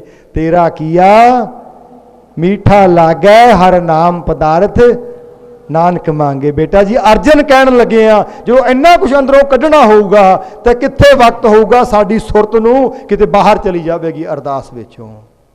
ਹਰ ਗੋਬਿੰਦ ਨੂੰ ਦੋ ਹੀ ਅਲਫਜ਼ ਨੇ, ਦੋ ਹੀ ਸ਼ਬਦ ਨੇ, ਹਰ ਗੋਬਿੰਦ ਨੂੰ। ਹਰ ਗੋਬਿੰਦ ਸਾਹਿਬ ਨੇ ਸਿੱਖਾਂ ਨੂੰ ਕਿਹਾ ਵੀ ਹੁਣ ਜਥੇਬੰਦ ਹੋ ਜਾਓ, ਲਾਮਬੰਦ ਹੋ ਜਾਓ, ਅਰਜਨ ਸਾਹਿਬ ਦੀ ਸ਼ਹਾਦਤ ਤੋਂ ਬਾਅਦ ਤਕੜੇ ਹੋ ਜਾਓ, ਫੌਜਾਂ ਲਿਆਓ, ਘੋੜੇ ਲਿਆਓ, ਦਸਵੰਧ ਨੂੰ ਲਾਮਬੰਦ ਕਰ ਲਓ। ਅੱਜ ਤੁਹਾਡੇ ਕੋਲ ਕਾਰਾਂ ਨੇ, ਲੈਪਟਾਪ ਨੇ, ਬਿਲਡਿੰਗ ਨੇ, ਰਿਸੋਰਸਸ ਨੇ, ਆਪਣੇ ਸਾਧਨਾਂ ਨੂੰ ਪੂਲ ਕਰ ਲਵੋ ਔਰ ਗੁਰੂ ਕੌਮ ਲਈ ਕੰਮ ਕਰੋ, ਜਥੇਬੰਦ ਹੋ ਕੇ ਕੰਮ ਕਰੋ। ਜ਼ਾਹਰ ਅਮੀਰੀ ਤੇ ਜੀਵਨ ਫਕੀਰੀ, ਇਹ ਗੁਰੂ ਹਰਗੋਬਿੰਦ ਸਾਹਿਬ ਦਾ ਸੁਨੇਹਾ ਹੈ। ਤੁਹਾਡੇ ਕੋਲ ਅਮੀਰੀ ਕਿਉਂ ਨਾ ਹੋਵੇ ਪਰ ਜ਼ਾਹਰ ਫਕੀਰੀ ਰੱਖਣਾ ਹੈ। ਸਿਮਰੋ ਸ਼੍ਰੀ ਹਰਿ ਰਾਏ। ਹਰਿ ਰਾਏ ਸਾਹਿਬ ਨੂੰ ਯਾਦ ਕਰਨ ਲੱਗਿਆ, ਪਿਤਾ ਜੀ ਨੇ ਦਵਾਖਾਨੇ ਖੋਲ੍ਹੇ। ਛੋਟੇ ਸਨ ਹਰਿ ਰਾਏ ਜੀ, ਦਾਦਾ ਹਰਗੋਬਿੰਦ ਜੀ। ਇੱਕ ਵੇਲੇ ਪੋਤਰੇ ਦੇ ਚੋਲੇ ਦੇ ਨਾਲ ਇੱਕ ਫੁੱਲ ਝੜ ਗਿਆ, ਸੁਣੀਏ ਨਾ ਸਾਖੀ। ਤੇ ਗੁਰੂ ਸਾਹਿਬ ਨੇ ਘੂਰਿਆ, ਉਹ ਕਾਕਾ ਸੰਭਲ ਕੇ, ਦਾਮਨ ਸੰਕੋਚ ਕੇ। ਪਰ ਕਾਕੇ ਨੇ ਵੀ ਗੱਲ ਪੱਲੇ ਬੰਨ੍ਹ ਲਈ। ਵੱਡੇ ਹੋ ਕੇ 7ਵੇਂ ਪਾਤਸ਼ਾਹ ਸਤਿਗੁਰੂ ਪਿਤਾ ਗੁਰੂ ਹਰਿ ਰਾਏ ਜੀ ਬਣ ਗਏ, ਗੁਰੂ ਹਰਗੋਬਿੰਦ ਸਾਹਿਬ ਦੇ ਕਾਕਾ ਜੀ, ਪੋਤਰਾ ਜੀ। ਤੇ ਇੰਨਾ ਸੰਭਾਲਿਆ ਦਾਮਨ ਆਪਣਾ, ਇੰਨੀ ਸੇਵਾ ਕੀਤੀ, ਇੰਨਾ ਸੰਭਾਲਿਆ ਕਿ ਉਹ ਜਹਾਂਗੀਰ, ਉਹ ਦਰਬਾਰ ਨੇ ਜਿਹਨੇ ਗੁਰੂ ਅਰਜਨ ਸਾਹਿਬ ਦੇ ਸਿਰ ਤੱਤੀ ਰੇਤ ਪਾ ਕੇ ਪਿਤਾ ਜੀ ਨੂੰ ਸ਼ਹੀਦ ਕਰ ਦਿੱਤਾ ਸੀ, ਉਸ ਦਰਬਾਰ ਦੇ ਵਿੱਚ ਦਾਰਾ ਸ਼ਿਕੋ ਨੂੰ, ਉਸ ਦਰਬਾਰ ਦੇ ਵਿੱਚ ਉਹਨਾਂ ਦੀ ਪੀੜ੍ਹੀ ਦੇ ਵਿੱਚ ਜਹਾਂਗੀਰ ਦੇ ਅੱਗੇ ਸ਼ਾਹਜਹਾਨ ਦਾ ਅੱਗੇ ਦਾਰਾ ਸ਼ਿਕੋ, ਉਹਦੇ ਬੇਟੇ ਨੂੰ ਬਿਮਾਰੀ ਲੱਗ ਗਈ, ਕੋਈ ਸਮੱਸਿਆ ਖੜੀ ਹੋ ਗਈ, ਉਹਦੇ ਲਈ ਜੜੀ ਚਾਹੀਦੀ ਸੀ, ਉਹ ਵੀ ਗੁਰੂ ਹਰਿ ਰਾਏ ਸਾਹਿਬ ਨੇ ਆਪਣੇ ਦਵਾਖਾਨੇ ਵਿੱਚੋਂ ਦੇ ਦਿੱਤੀ। ਇੰਨਾ ਦਾਮਨ ਸੰਕੋਚਿਆ ਕਿ ਵੈਰੀ ਅੱਗੇ ਵੀ ਹਿਰਦਾ ਖੋਲ ਦਿੱਤਾ। ਸਭ ਕੋ ਮੀਤ ਹਮ ਆਪਨ ਕੀਨਾ, ਹਮ ਸਭਨਾ ਕੇ ਸਾਜਨ। ਸਿਮਰੋ ਸ਼੍ਰੀ ਹਰਿ ਰਾਏ ਕਹਿਣ ਲੱਗਿਆ, ਇੰਨਾ ਹਿਰਦਾ ਦਰਬ ਜਾਵੇ। ਸ਼੍ਰੀ ਹਰਿ ਕ੍ਰਿਸ਼ਨ ਧਿਆਈਏ, ਜਿਸ ਡਿਠੇ ਸਭ ਦੁੱਖ ਜਾਏ। ਇੱਥੇ ਧਿਆਇਆ ਨਹੀਂ ਕਰਨਾ, ਕਈ ਵਾਰੀ ਸਿਹਾਰੀ ਪੜ੍ਹ ਲੈਂਦੇ ਆ। ਸ਼੍ਰੀ ਹਰਿ ਕ੍ਰਿਸ਼ਨ ਧਿਆਈਐ, ਜਿਸ ਡਿਠੇ ਸਭ ਦੁੱਖ ਜਾਏ। ਯਾਦ ਕਰਨਾ ਕਿ ਛੱਜੂ ਝੋਰ ਦੇ ਸਿਰ ਤੇ ਹੱਥ ਰੱਖਿਆ ਤੇ ਗੀਤਾ ਦੇ ਅਰਥ ਕਰ ਰਿਹਾ ਹੈ। ਗੁਰੂ ਸਮਰੱਥ ਹੈ, ਬਾਦਸ਼ਾਹੀ ਦਬਾਓ ਨਹੀਂ ਝੱਲਿਆ, ਮਰੀਜ਼ਾਂ ਦੀ ਨਿਸ਼ਕਾਮ ਸੇਵਾ। ਤੇਗ ਬਹਾਦਰ ਸਿਮਰਿਆ, ਇੱਥੇ ਵੀ ਅਸੀਂ ਕਈ ਵਾਰੀ ਬਿਹਾਰੀ ਲਾ ਲੈਂਦੇ ਆ, ਤੇਗ ਬਹਾਦਰ ਸਿਮਰੀਏ। ਗੁਰੂ ਗੋਬਿੰਦ ਸਿੰਘ ਪਿਤਾ ਜੀ ਨੇ ਸਿਹਾਰੀ ਲਾ ਕੇ ਲਿਖਿਆ, ਤੇਗ ਬਹਾਦਰ ਸਿਮਰਿਆ, ਘਰ ਨੌ ਨਿਧ ਆਵੈ ਧਾਏ, ਸਭ ਥਾਈ ਹੋਏ ਸਹਾਏ। ਗੁਰੂ ਪਿਤਾ ਜੀ ਨੂੰ ਯਾਦ ਕਰਨਾ। ਦੇਖੋ ਤਿਆਗ ਦੀ ਮੂਰਤ ਨੇ। ਛੋਟੇ ਸਨ, ਇੱਕ ਬਰਾਤ ਜਾ ਰਹੀ ਹੈ, ਇੱਕ ਬੱਚਾ ਨੰਗਾ ਜਾ ਰਿਹਾ, ਆਪ ਵੀ ਬਰਾਤ ਵਿੱਚ ਨੇ, ਆਪਣੇ ਕੱਪੜੇ ਲਾ ਕੇ ਬੱਚੇ ਨੂੰ ਦੇ ਦਿੱਤੇ। ਕਸ਼ਮੀਰੀ ਬ੍ਰਾਹਮਣ ਆਏ ਤੇ ਬਲਿਦਾਨ ਦੇਣ ਲਈ ਤੁਰ ਪਏ। ਪ੍ਰਚਾਰ ਦੌਰੇ ਕੀਤੇ ਗੁਰੂ ਨਾਨਕ ਸਾਹਿਬ ਤੋਂ ਬਾਅਦ। ਦੁਬਾਰਾ ਜੇ ਵੱਡੇ ਪ੍ਰਚਾਰ ਦੌਰੇ 10 ਪਾਤਸ਼ਾਹੀਆਂ ਵਿੱਚੋਂ ਕਿਸੇ ਨੇ ਕੀਤੇ ਤਾਂ ਗੁਰੂ ਤੇਗ ਬਹਾਦਰ ਪਿਤਾ ਜੀ ਨੇ ਕੀਤੇ। ਤੇਗ ਬਹਾਦਰ ਜੀ ਨੂੰ ਯਾਦ ਕਰਨ ਲੱਗਿਆ ਇਹ ਸੰਕਲਪ ਲੈਣਾ ਹੈ ਕਿ ਲੋੜਵੰਦ ਲਈ ਆਪਾਂ ਕੁਰਬਾਨ ਕਰਨ ਦੀ, ਪਿਤਾ ਜੀ ਮੈਨੂੰ ਤਾਕਤ ਦਿਓ ਤੁਹਾਡੇ ਵਾਂਗੂ। ਦਸਵਾਂ ਪਾਤਸ਼ਾਹ ਸ੍ਰੀ ਗੁਰੂ ਗੋਬਿੰਦ ਸਿੰਘ ਸਾਹਿਬ ਜੀ ਸਭ ਥਾਈਂ ਹੋਏ ਸਹਾਏ। ਗੁਰੂ ਗੋਬਿੰਦ ਸਿੰਘ ਪਾਤਸ਼ਾਹ ਆਪ ਕੀਰਤਨ ਵੀ ਕਰਦੇ ਸਨ,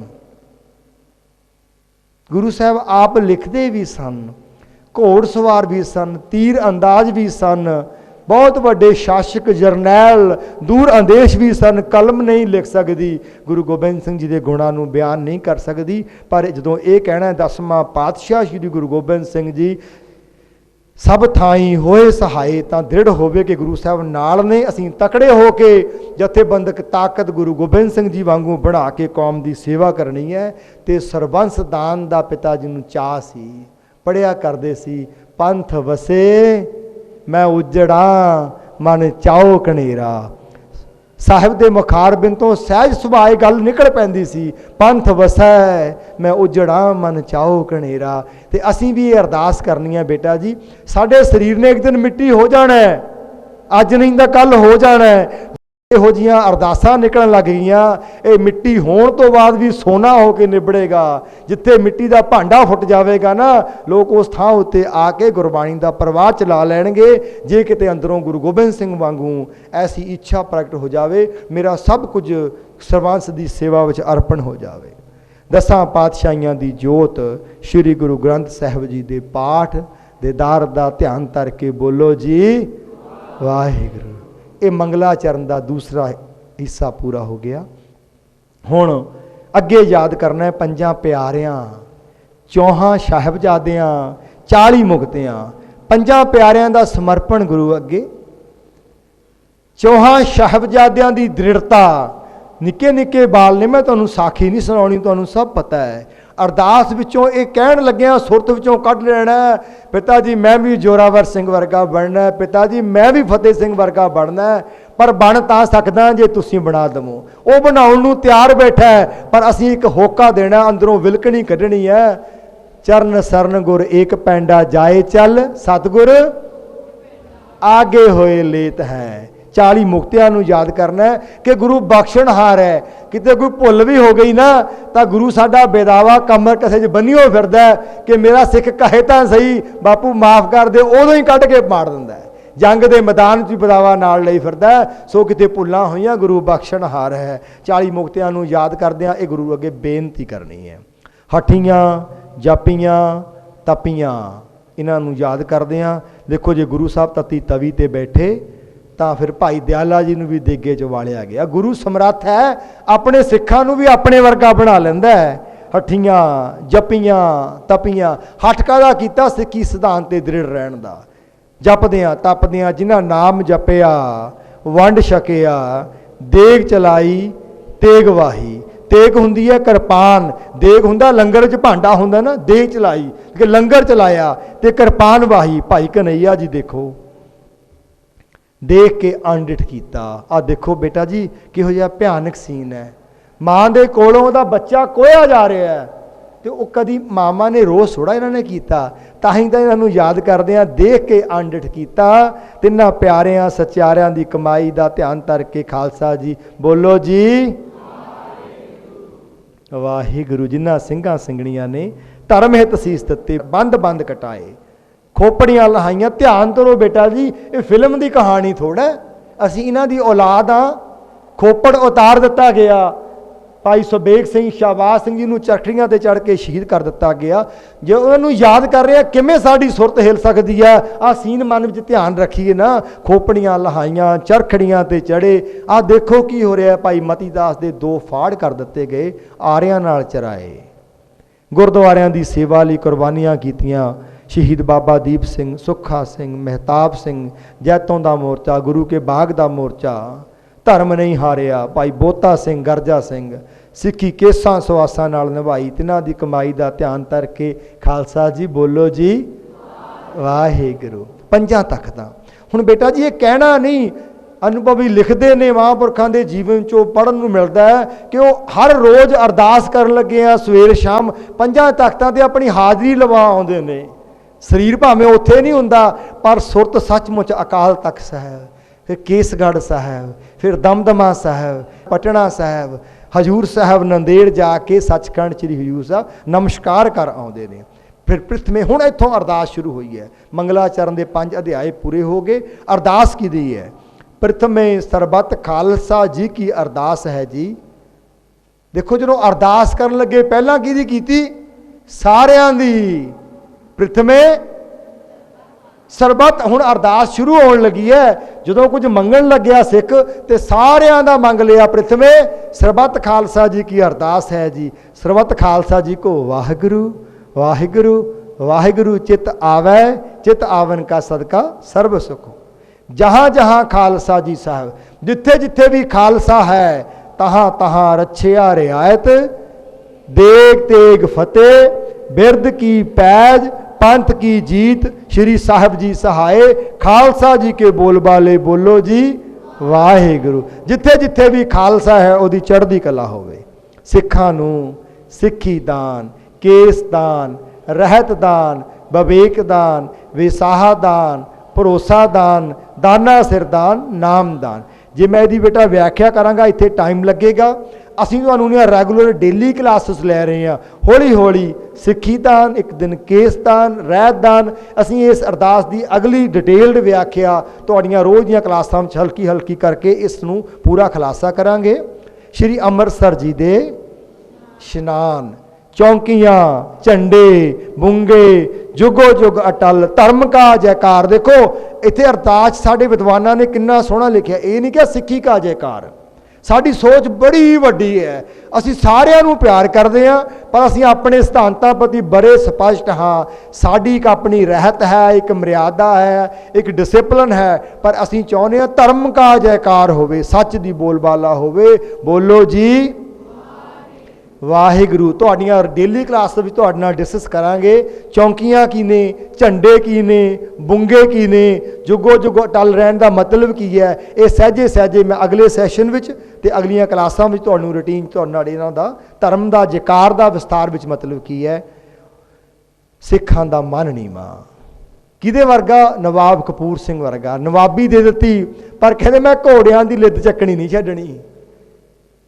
ਇੱਦਾਂ ਦੇ ਨਵਾਬ ਸਨ, ਇੱਦਾਂ ਦੇ ਸਾਡੇ ਆਗੂ ਸਨ। ਤੁਸੀਂ ਵੀ ਬੇਟਾ ਜੀ ਇਹਨਾਂ ਵਰਗੇ ਬਣਨਾ ਹੈ, ਕਿਉਂਕਿ ਤੁਹਾਨੂੰ ਵੀ ਨਵਾਬੀਆਂ ਮਿਲ ਜਾਣੀਆਂ। ਤੁਸੀਂ ਬਹੁਤ ਚੰਗੇ ਔਰ ਪੜ੍ਹਨ ਲਿਖਣ ਵਾਲੇ ਲਾਇਕ ਬੱਚੇ ਹੋ। ਤੁਹਾਨੂੰ ਵੀ ਨਵਾਬੀਆਂ, ਸਰਦਾਰੀਆਂ, ਜਗੀਰਾਂ ਮਿਲਦੀਆਂ ਨੇ। ਪਰ ਤੁਸੀਂ ਮਨ 'ਚ ਸੰਕਲਪ ਰੱਖਣਾ ਕਿ ਮੈਂ ਨਵਾਬ ਕਪੂਰ ਸਿੰਘ ਵਾਂਗੂ ਰਹਿਣਾ। ਮਨ ਨੀਵਾਂ ਮਤ ਉੱਚੀ, ਮਤ ਦਾ ਰਾਖਾ ਆਪ ਵਾਹਿਗੁਰੂ। ਹੇ ਅਕਾਲ ਪੁਰਖ ਆਪਣੇ ਪੰਥ ਦੇ ਸਦਾ ਸਹਾਈ ਦਤਾਰ ਜੀਓ। ਹੁਣ ਅਰਦਾਸ ਕਰਨੀ ਹੈ। ਮਨ ਵਿੱਚ ਫੁੱਟ ਕੇ ਨਿਕਲੇ ਹੇ ਵਾਹਿਗੁਰੂ ਸ਼੍ਰੀ ਨਨਕਾਣਾ ਸਾਹਿਬ ਤੇ ਹੋਰ ਗੁਰਦੁਆਰਿਆਂ ਗੁਰਧਾਮਾਂ ਦੇ ਜਿਨ੍ਹਾਂ ਤੋਂ ਪੰਥ ਨੂੰ ਵਿਛੋੜਿਆ ਗਿਆ ਹੈ, ਖੁੱਲ੍ਹੇ ਦਰਸ਼ਨ ਦਿਦਾਰ ਸੇਵਾ ਸੰਭਾਲ ਦਾ ਦਾਨ ਖਾਲਸਾ ਜੀ ਨੂੰ ਬਖਸ਼ੋ। ਹੇ ਨਿਮਾਣਿਆਂ ਦੇ ਮਾਣ, ਨਿਤਾਣਿਆਂ ਦੇ ਤਾਣ, ਨਿਓਟਿਆਂ ਦੀ ਓਟ, ਸੱਚੇ ਪਿਤਾ ਵਾਹਿਗੁਰੂ ਜੀ ਆਪ ਹੀ ਦੇ ਹਜ਼ੂਰ ਅਰਦਾਸ ਹੈ। ਇੱਥੇ ਆਪਾਂ ਸੰਖੇਪ ਵਿੱਚ ਗੱਲ ਕਰਨੀ ਹੈ ਜਿਸ ਕਾਰਜ ਲਈ ਅਸੀਂ ਇਕੱਤਰ ਹੋਏ ਹਾਂ। ਬਾਕੀ ਸਭ ਕੁਝ ਮੰਗਿਆ ਜਾ ਚੁੱਕਿਆ ਹੈ, ਸਾਰਾ ਕੁਝ ਅਸੀਂ ਪਹਿਲਾਂ ਮੰਗ ਲਿਆ ਹੈ। ਖਾਲਸੇ ਦੀ ਅਰਦਾਸ ਕਰ ਰਹੇ ਹਾਂ, ਨਾਮ ਦਾਨ ਸਭ ਕੁਝ ਗਿਣਿਆ ਜਾ ਚੁੱਕਿਆ। ਹੁਣ ਸਿਰਫ ਸੰਖੇਪ ਵਿੱਚ ਬੇਨਤੀ ਕਰਨੀ ਹੈ ਤੇ ਕਹਿਣਾ ਹੈ ਅੱਖਰ ਵਾਧਾ ਘਾਟਾ ਭੁੱਲ ਚੁੱਕ ਮਾਫ ਕਰਨੀ, ਸਰਬੱਤ ਦੇ ਕਾਰਜ ਰਾਸ ਕਰਨੇ, ਸਹੀ ਪਿਆਰੇ ਮਿਲਣਾ, ਜਿਨ੍ਹਾਂ ਮਿਲਿਆ ਤੇਰਾ ਨਾਮ ਚਿਤ ਆਵੇ। ਨਾਨਕ ਨਾਮ ਚੜ੍ਹਦੀ ਕਲਾ, ਭਾਣੇ ਸਰਬੱਤ ਦਾ ਭਲਾ। ਵਾਹਿਗੁਰੂ ਜੀ ਕਾ ਵਾਹਿਗੁਰੂ ਜੀ ਕੀ ਫਤਿਹ। मौली धरती मौलिया आकाश, कट कट मौलिया आत्म परगास, आत्म परगास, आत्म परगास, आत्म परगास।